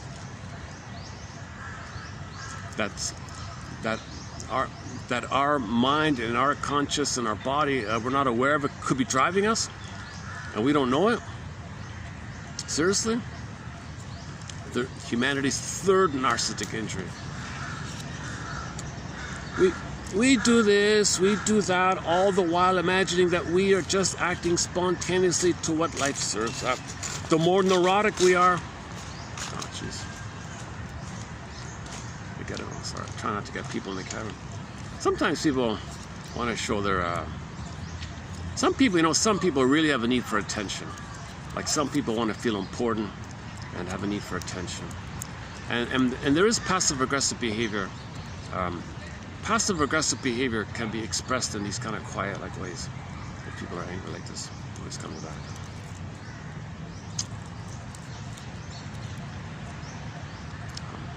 Oh, it's just sitting right in front of me. Oh, Jesus. Okay, a little awkward here. I don't want to... Somebody's paying attention to me. Let me find another spot here. Hold on a sec. Look for another spot. How about over there? Son of a gun. There aren't too many kind of quiet spots. It's kind of busy around here.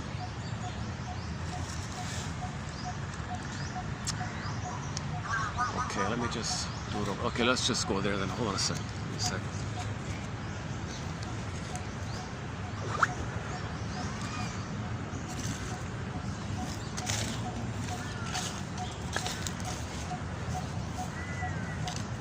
Yeah, I want to preview a quote from a self-help book, like a typical fluffy self-help book. She made a comment about what attitude you should take, like drivers, like if you're driving and there's an aggressive driver or something, like a road hog or something, what attitude you might want to take. I thought her comments were not bad, so we'll give me a minute. Let's see if we can let this cat join us here.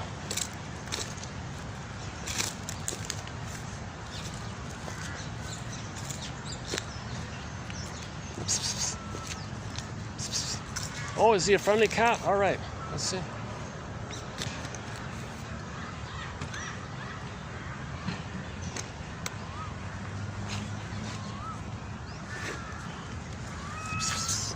Oh, hey there, buddy. How you doing?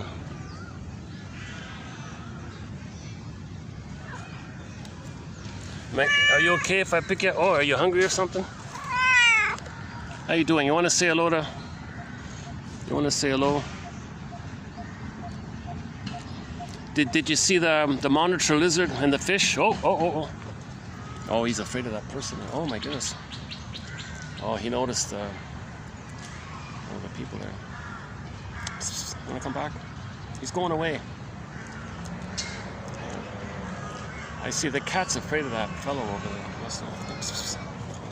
Okay, come back.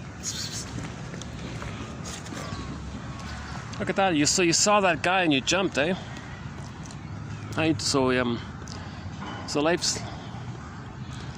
life in the park isn't perfect, eh? Yeah. Oh. Okay. All right. Take care.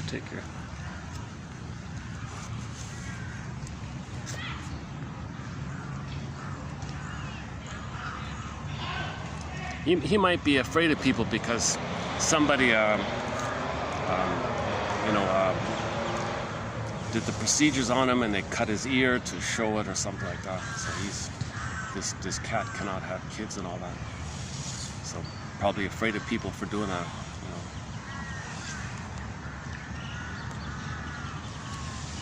Okay, well, hang on, hold on a second, where's my phone?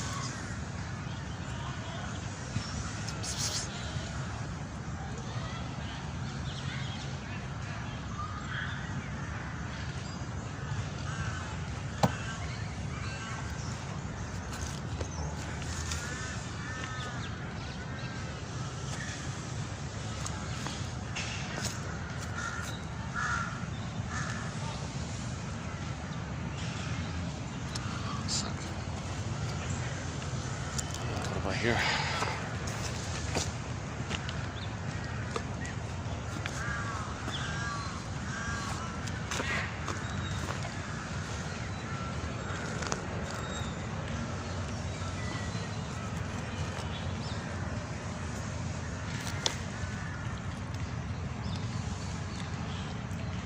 The more neurotic we are, the less awareness we have of what the script actually says. So you can't know it. The more neurotic, the more pain. So you can't know it because the pain makes you only see the past. The more pain, that means the more neurotic. The more pain means the more you cannot see the present. You only can see the past, hoping for a better past to get out of the pain. The more neurotic we are, the less awareness we have of what the script actually says, of how much of our circumstances are due to our unconscious. Without awareness, we get stuck in patterns that become painfully familiar, but that we nevertheless repeat over and again. Eventually, the unconscious seems to raise its own alert in the form of emotional suffering. Frequent, overblown reactions are a sign.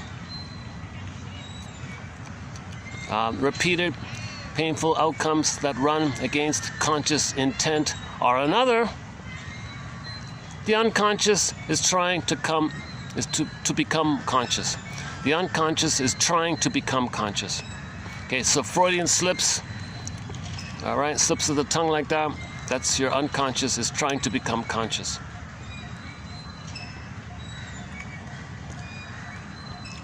Though you cannot choose your feelings, you can choose your thinking about the feelings.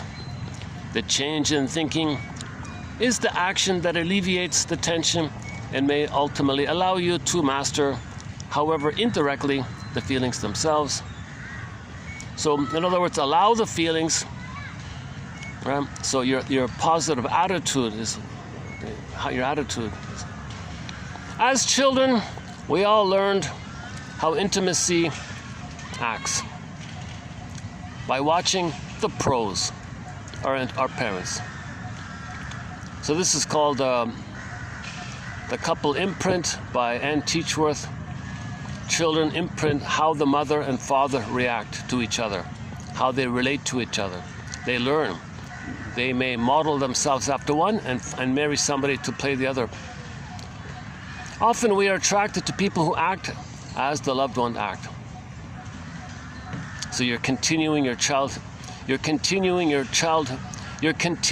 parents' battle by playing one. You still find yourself acting like a new edition of one of your parents. Okay, so once again, you might imitate one of your parents and then marry someone to play the role of the other parent, to continue where your parents were at, and then try to meet their needs, your parents' needs. So the couple is fighting with each other. Each are trying to meet the needs of their parents from childhood. It is not by chance that our mates react to us in ways that seem to have less to do with us than with our parents. Yeah. So you recreate in the present a reflection of your childhood. Your adult current marriage reflects the memory that you had as a child of how your parents related. You play one and marry someone to play the other. Imposing previously etched relationship patterns onto current relationships is called transference. People who remember their childhood are ahead of the game, even if they received a crummy role. Yeah, so if you can remember your junior kindergarten, senior kindergarten, grade 1, if you can remember all that, okay, you're doing all right. It may have been painful, but if you're able to remember, it wasn't that painful. A lot of people with childhood amnesia, it was just way too painful. So some people think therapy is all about this childhood amnesia thing. I have a lot of childhood amnesia myself too. The memories may be like those of a long, drawn-out, head-on collision, but at least they can grasp what made them what they are. And that awareness allows them, when need be, to alter the scripts as adults, albeit with effort and perseverance. On the course to emotional health, that puts them far ahead of those who must repress childhood memories, whose resistance to revisiting their early years prevents them from redressing the damage. Yeah, so how do you address the damage if you can't even remember it? As long as our mad methods reproduce familiar results, we tend to delay healing. Megalomaniacs or narcissists, for example, may make more money and lord over more people, but they do not necessarily mature emotionally. If an avoidant person succeeds in avoiding commitments, his anxiety decreases, but he doesn't grow. If an unstable person manages to get someone to take care of her, she will stay unstable. The neuroses remain viable, but the lives are not truly maximized, and the underlying pain is never addressed.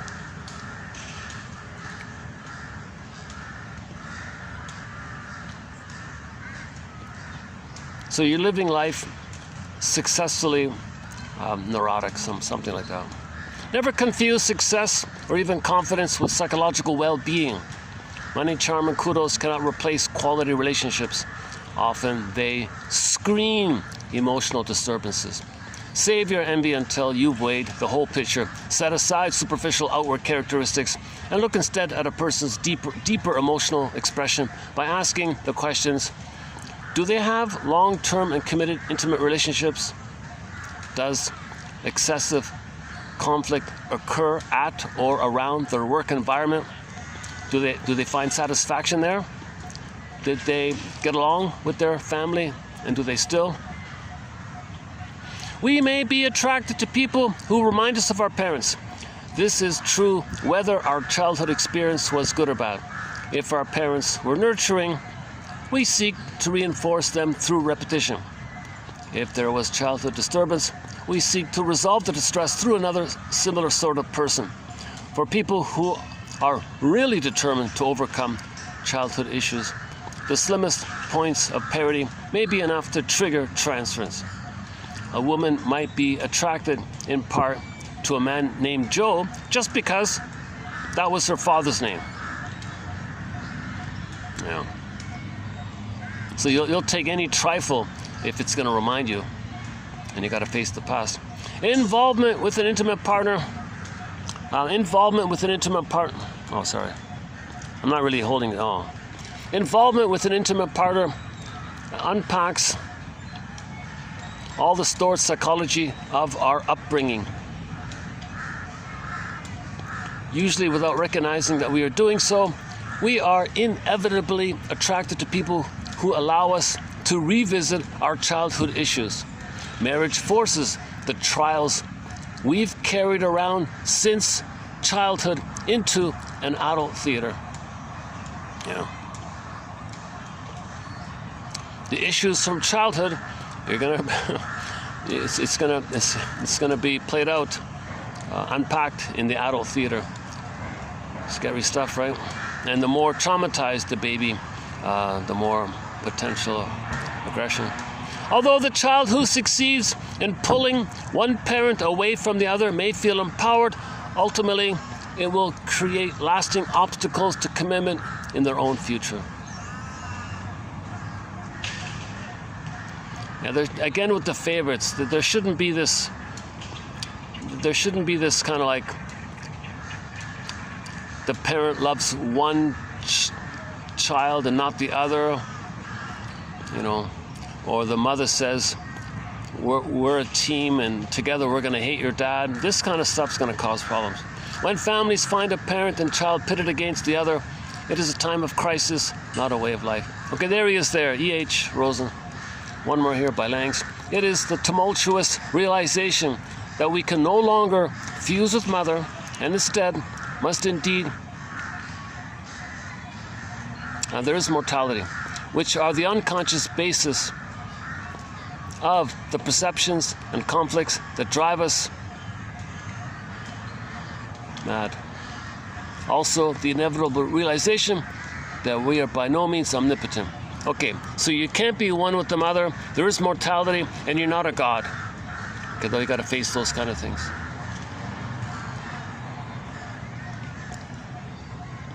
Okay, let's see if this will read out here. Let's try. Okay, now for a better reading. Let's see. Hopefully, let's play out. Let's see. For shrinks, contact with anyone always elicits a rapid and almost involuntary subtext that suggests plausible reasons for why that person is behaving thus.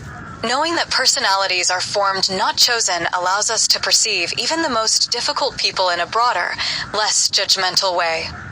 All fantasies have a source. The woman whose desire is a 10,000 square foot chateau complete with turrets may have an exaggerated need for security. Find out why they evoke those fantasies, and you'll be learning what makes them tick. As actors and actresses in our own private play, only infrequently do we recognize that our unconscious is subtly yanking the strings. We do this, we do that, all the while imagining that we are just acting spontaneously to what life serves up. The more neurotic we are, the less awareness we have of what the script actually says, of how much of our circumstances are due to our unconscious. Without awareness, we get stuck in patterns that become painfully familiar, but that we nevertheless repeat over and again. Eventually, the unconscious seems to raise its own alert in the form of emotional suffering. Frequent overblown reactions are a sign. Repeated painful outcomes that run against conscious intent are another. The unconscious is trying to become more conscious. Though you cannot choose your feelings, you can choose your thinking about the feelings. The change in thinking is the action that alleviates the tension and may ultimately allow you to master, however indirectly, the feelings themselves. As children, we all learned how intimacy acts by watching the pros our parents, / often we are attracted to people who act as a loved one acted. / you still find yourself acting like a new edition of one of your parents, / it is not by chance that our mates react to us in ways that seem to have less to do with us than with their parents, / imposing previously etched relationship patterns onto current relationships is called transference. People who remember their childhood are ahead of the game, even if they received a crummy role. The memories may be like those of a long, drawn-out, head-on collision, but at least they can grasp what made them what they are. And that awareness allows them, when need be, to alter the script as adults, albeit with effort and perseverance. On the course to emotional health, that puts them far ahead of those who must repress childhood memories, whose resistance to revisiting their early years prevents them from redressing the damage. As long as our mad methods reproduce familiar results, we tend to delay healing. Megalomaniacs, for example, may make more money and lord over more people, but they do not necessarily mature emotionally. If an avoidant person succeeds in avoiding commitments, his anxiety decreases, but he does not grow. If an unstable person manages to get someone to take care of her, she will stay unstable. The neuroses remain viable, but the lives are not truly maximized and the underlying pain is never addressed. Never confuse success, or even confidence, with psychological well-being. Money, charm, and kudos cannot replace quality relationships. Often they screen emotional disturbances. Save your envy until you've weighed the whole picture.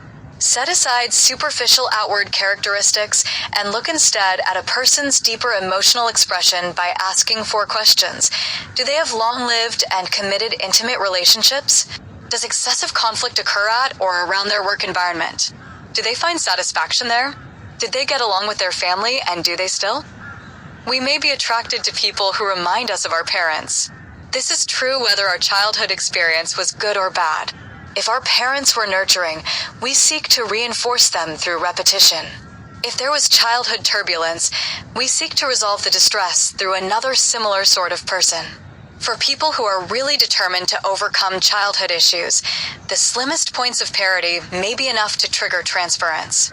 A woman might be attracted, in part, to a man named Joe just because that was her father's name, for example. Involvement with an intimate partner unpacks all the stored psychology of our upbringing. Usually without recognizing that we are doing so, we are inevitably attracted to people who allow us to revisit our childhood issues. Marriage forces the trials we've carried around since childhood into an adult theater. Although the child who succeeds in pulling one parent away from the other may feel empowered, ultimately it will create lasting obstacles to commitment in their own future / when families find a parent and children pitted against the other parent. It is a time of crisis, not a way of life. Erosen.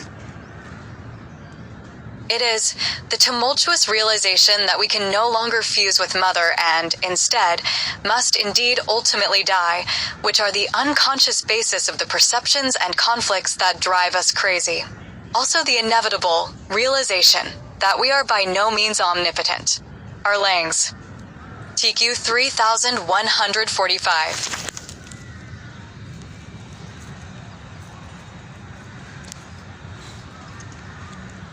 Okay. Oh yeah, back to the angry driver one.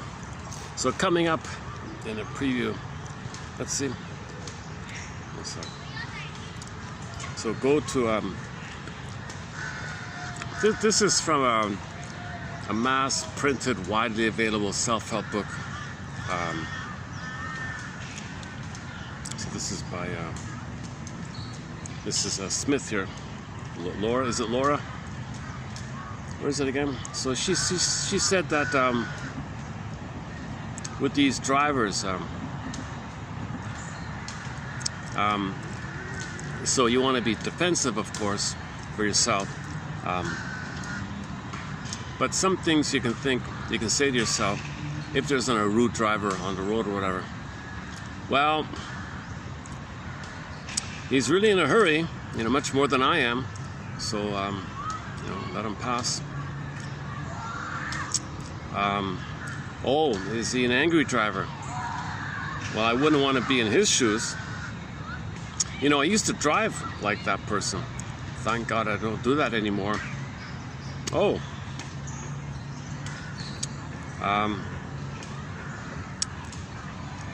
I'm sure they have somewhere important to go. Oh, I'm sure glad that they have somewhere important to go. That's a little joke, right? So if there's an aggressive driver, I'm glad they've got somewhere to go. Let them go. Defensive driving.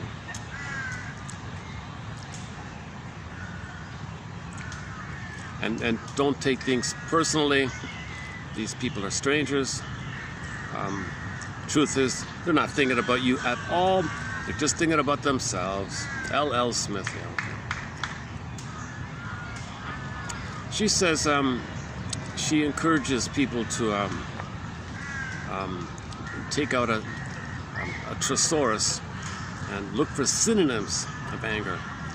So broaden your vocabulary, right? So 4-letter words are by definition incendiary, right? They make things worse, right? They cause the person to whom they're directed to defend herself, either by withdrawing, maybe tuning out to what you're saying, or they act in kind or something. Well, distance yourself from anger-laced profanity by starting with the word I rather than you. So if you're angry, okay, you gotta swap the label to I feel. Okay, I'm now feeling this, or when this is going on, I feel this when this happens, I feel this, or I just feel this simply. Even just start simply. I feel stress, instead of saying you're such a fill in the blank. I feel stress. Just make an I statement. The you statement that makes things worse, make an I statement. when this happens, when you say this, when you said that, I feel this, I felt this, I feel this. Just start with the I. So replace the you to the I. It's a common one. So she says here, instead of saying you're such a, say, well, I'm exasperated, I'm irritated, I'm annoyed, I'm displeased, I'm outraged, I'm disgusted, I'm riled, I'm vexed, I'm piqued, etc. Maybe sometimes, if you're in the mood for it, you can soften it up with, you know, I'm somewhat vexed here. I'm a bit riled up here. You know, I'm a little outraged here. Things like that. And next, put yourself in the other person's shoes and ask yourself how you'd feel if someone called you and asked a name. If he were angry with you, what would you want him to say instead? So if your friend is angry, would you rather your friend say that you're such a fill in the blank, or would you rather your friend say, you know, when that happened, I felt somewhat riled up, right? So the golden rule, right? So kind of thing.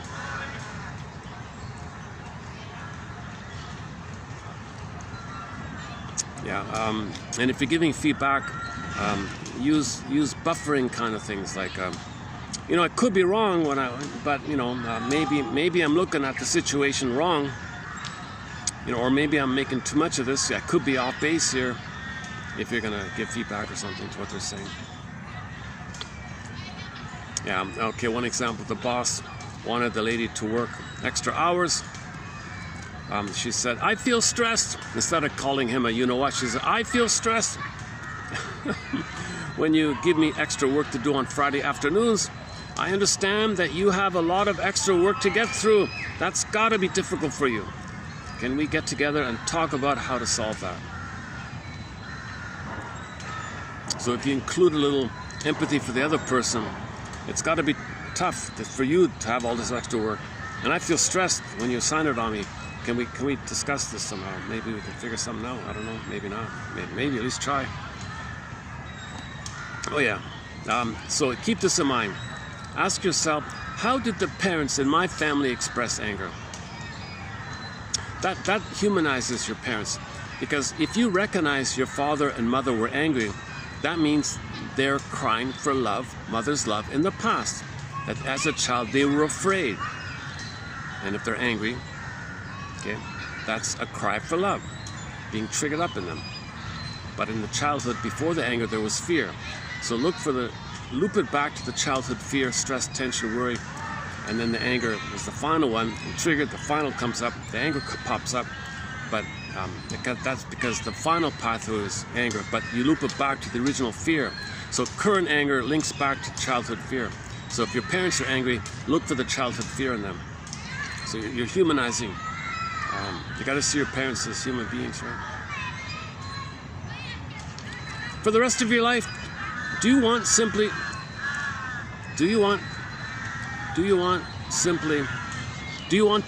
react to your anger in the same predictable, mindless way that you always have? So how do you deal with anger? Do you want to do that your whole life, like all the time like that?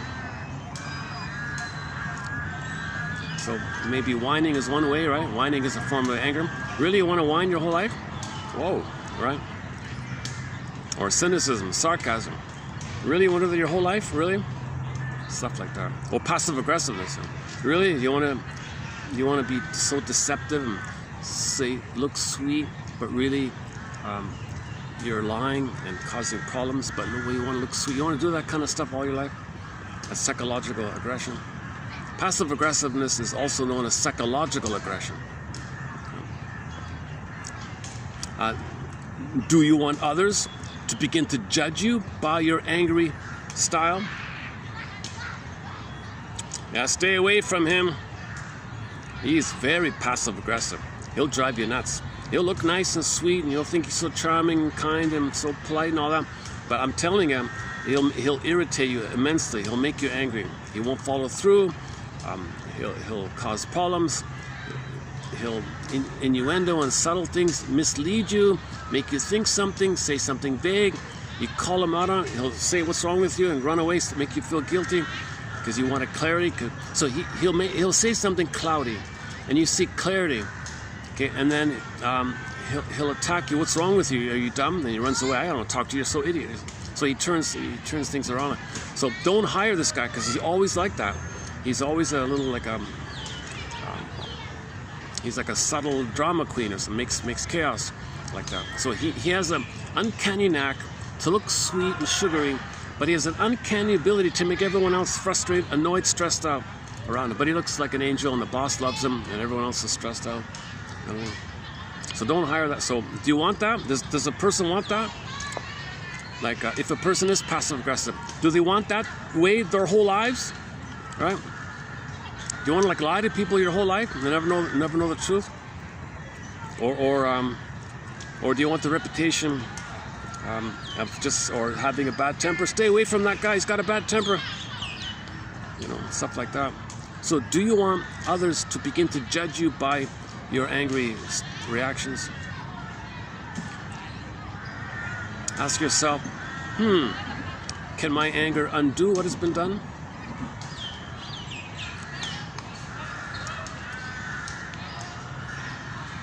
Sometimes it's too late, she said. The toothpaste is out of the tube, you can't put it back in, something like that, I forgot. Okay, here we go. Here's the passive-aggressive one. Okay. Yeah, so this is what I was talking about. So this quote will add, so this young lady's book on, what's it called again? Managing Your Anger, something like that, I forgot, 2000, and it's the 3rd edition, 2012 or something like that. So the book's called Managing Your Anger by, is it Laura Smith? L.L. Smith. Okay, passive-aggressive is people who express their anger in a passive-aggressive manner try to find, quote, safe ways of showing their anger. They like their behaviors to have a plausible deniability of their actual angry feelings. Okay, so they're angry when they make you angry on purpose, unconsciously on purpose. So they'll make you wait, dawdle, not follow through, forget, make an accident and say, "Oops, I was tired," and make excuses, or actually literally forget, or pretend to forget, or literally be incompetent, or deliberately be incompetent. So there's a deliberate inefficiency, consciously or unconsciously, making mistakes consciously or unconsciously, forgetting or remembering or unconsciously. So there's a battle like that, right? But whatever the passive-aggressive technique, procrastination, dawdling, excuse after excuse, drip by drip, annoyances, not clear, sin of omission, misleading you, setting things up for problems later on, getting revenge on everybody because everybody's mother, they want to fight back with the mother, make everyone angry because in their mind everybody's mother, and they want to say no to everybody.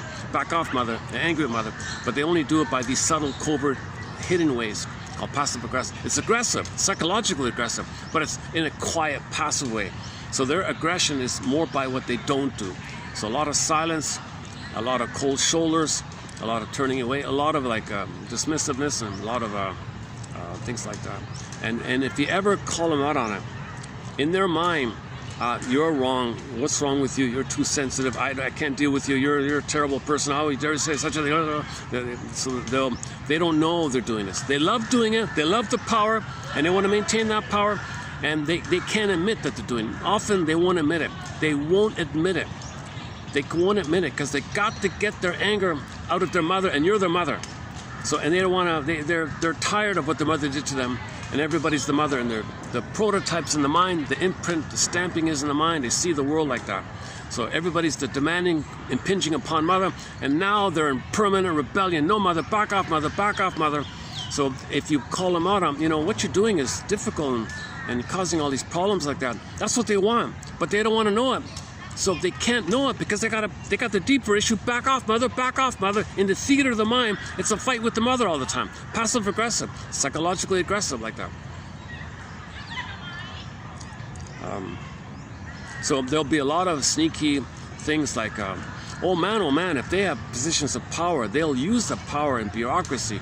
If they're in positions of bureaucratic power, man, oh man, you'll get the red tape after red tape, and delay, and go to that door, and no clear answers, no names, no accountability, no hedging, and then they've got so many opportunities to use power in the service of their unconscious agenda. They may look nice, you know, at a job interview. Maybe they get hired. They look so gentle and, you know, so passive and sweet. It's the soft pillow. It's the fluffy, soft pillow filled with thorns. But they go to the interview. They say, oh, they look so nice. They get the job. Man, oh man, dig after dig after dig. They love the power, and they make others angry. Like this.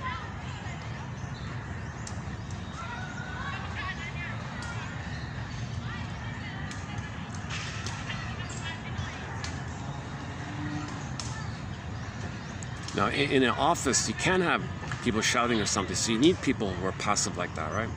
So, what do you do if you're an employer, right? To hire a bunch of bullies who are shouting all the time and blow their temper all the time? Or do you hire these soft types, but they do these little things where other people, mainly the people they serve, it's gonna cause problems because the information wasn't correct, it was contradictory, referring to some outdated thing, or give you only a fraction of the information out of context, led you to believe one thing, knowing it's going to do that. Like they mislead you all the time. Like they give you, and if you seek clarity, they get angry and what's wrong? You're a difficult person. I can't talk to you. Go away. Come back some other time. Lunchtime, I gotta go. Like they won't serve you or something like that. So this is a tough thing in the service area. Right? That's why waitresses who are warm-hearted and friendly and enjoy their work and sociable, they get big tips like that. Because it's so rare, right? You might get a waitress, you know, who's a little bit cold. And how are we doing here? Still okay? Okay, once again, Angry Smile. Read the book Angry Smile by the Longs. And as a Whitmore, there's three authors in there. And Wetzler's book called The Passive Aggressive Man. So this just adds to it here. Okay, so when she says safe, means they do this knowing that you cannot call them out on it. Things are so vague and so subtle that if you do call them out on it, you look crazy. You look, there's something wrong with you. And many people know that, so they keep silent and suffer and feel angry inside. And they're angry, and their anger inside might go to the body. So they might get blood pressure and all the anger in the body. So they're feeling it inside like this. So anger can also be like viscerally, high blood pressure and headaches and gastrointestinal issues, irritable, IBS calls it a spastic, okay? Or musculoskeletal tension, muscular skeletal system, i.e. TMJ, the joint pain. Okay, and I thought that was bruxism. Okay, oh, that's a different one. Oh, I see. TMJ, is that the same? Is TMJ the same as bruxism? The teeth, the tense, the jaw muscles are very tense like that. Or if it's not in the body, you'll see it in their attitudes, pessimism and cynicism, and bitterness and bitter banter and all that. And their negative attitudes, and of course passive aggressiveness as well. So they can be. So one passive aggressive person can make the other person behave in a passive aggressive way. You see, he's passive aggressive, that person's passive aggressive, and everyone's aggressive, but it's all hidden, and it's like who's gonna look foolish first, right? So everybody's suffering like this. So you gotta learn how to make I statements. I feel.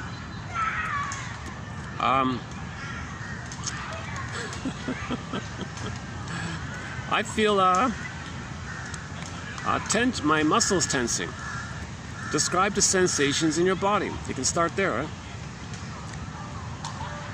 Don't say don't say you fill in the blank. Say I notice I notice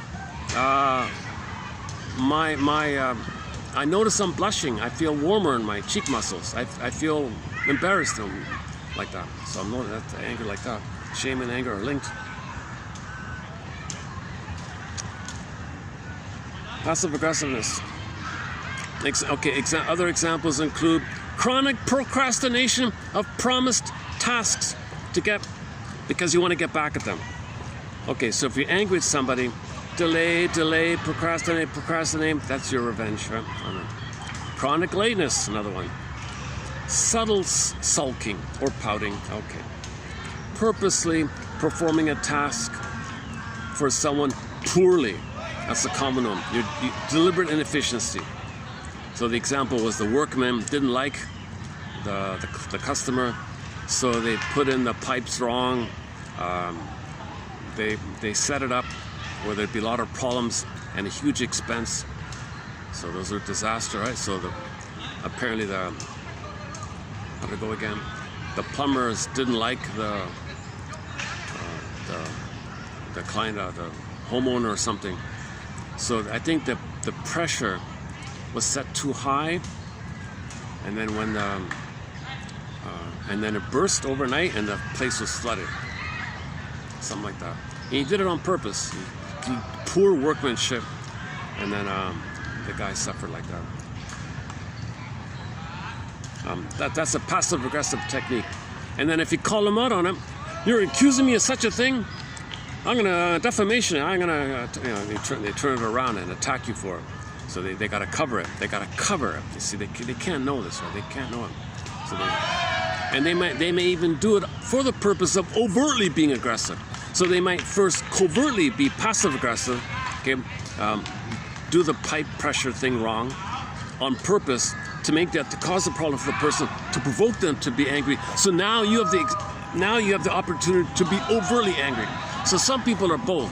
They start off passive-aggressive to coax the other to be angry visibly. Then you feel justified. Aha! Now I'm going to be overly aggressive because you're displaying anger.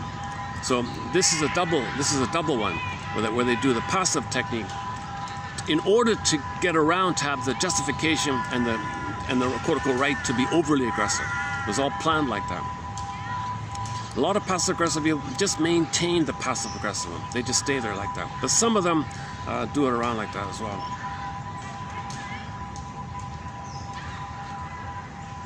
I forgot about that. That's in the Long's book. Yeah, that one. That was a while ago. That was about a year ago. We did 12 videos on passive aggressiveness. That was a very enlightening. I found that very enlightening. Go to type in passive aggressiveness in the search engine here in this channel. You'll get 12 pages, over 100 quotes on the topic. We're just adding one more here. Okay. Purposely forgetting over and over to do a promised task. Okay, so I forgot. Just forget. I put it aside. You want to forget it. You increase the chance of forgetting if you hide it away. I'm going to forget. I forgot it. You want to do that, right? It's one of the techniques. Indirect verbal expressions of subtle sarcasm. The example here is the couple. The husband was irritated with his wife. So one day he said to his wife that he's gonna, repaint the house. So he bought 30 samples. So he brought home samples of about 30 different paints to splotch on the walls throughout the house to see what color he preferred. Okay, fair enough.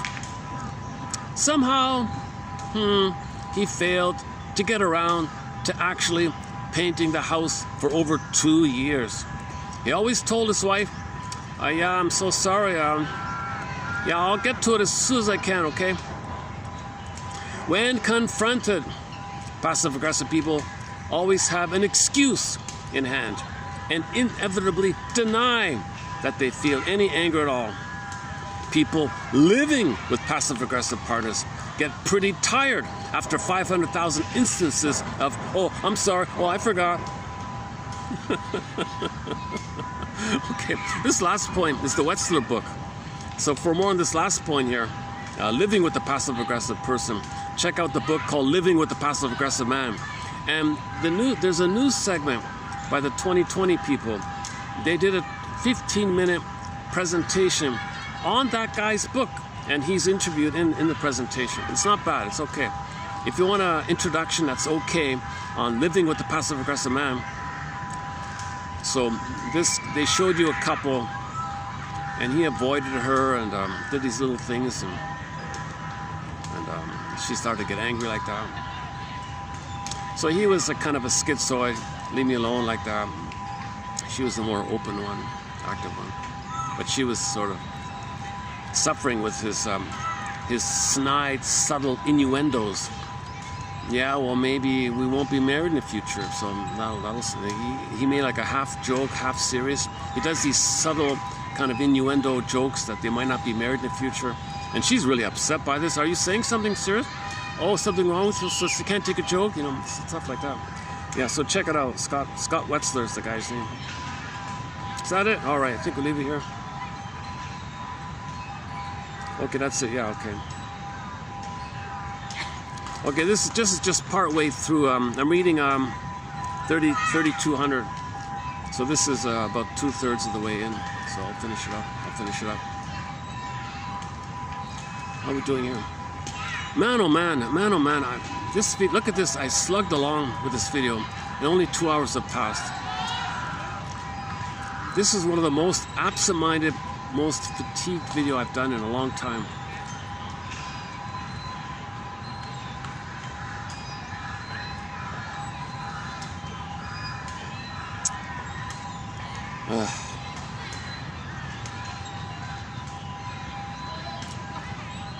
Okay, so let's go back to 3145. Let's go to the ones below. So there were some good ones here, eh? By Rosen. Shrinks always have empathy. Shrinks always think about the underlying reasons for their behavior. It's kind of like an automatic, involuntary thing. They see somebody. You know, the latest one, I heard a comedian on one of those comedy, most of those comedians I don't watch, but one of them said something, maybe, I don't know, maybe in the future we'll do the tattoo thing. I only have one quote on it by Miss Lemma about symbol of support and all that. So I'm basing it on somebody's quote about one guy had a thing called the 50 reasons for the beard. 50, not just the teddy bear, something soft and maybe shame you want to hide. He had like a whole long list. So I'm thinking maybe in the future, the tattoo one. And this comedian said, "Oh, what's the complication? They just want attention." Oh my God, that's simple, really? So that might be one of the 50. It won't apply to everybody. No one reason is going to apply to it, just like the beard one. Not everybody who wears a beard is doing it because they feel shame and they want to hide. Or not everybody wants to feel that they're carrying soft, mommy comforting, something soothing, like there might be other reasons for it. So similar with the tattoo thing. But you do notice that some people with the tattoo, they really advertise, put it, boast it, show it visibly. And I'm sure a lot of it is symbols of support, symbols of power, like that. Like symbols of, some of it's fear-based, back off, see how mean I am or something. Maybe it's association, maybe it's the association idea. So I don't know, in the future we'll get into that. I'm not a forensic psychiatrist, and oh, my battery. Okay, see ya. I gotta go.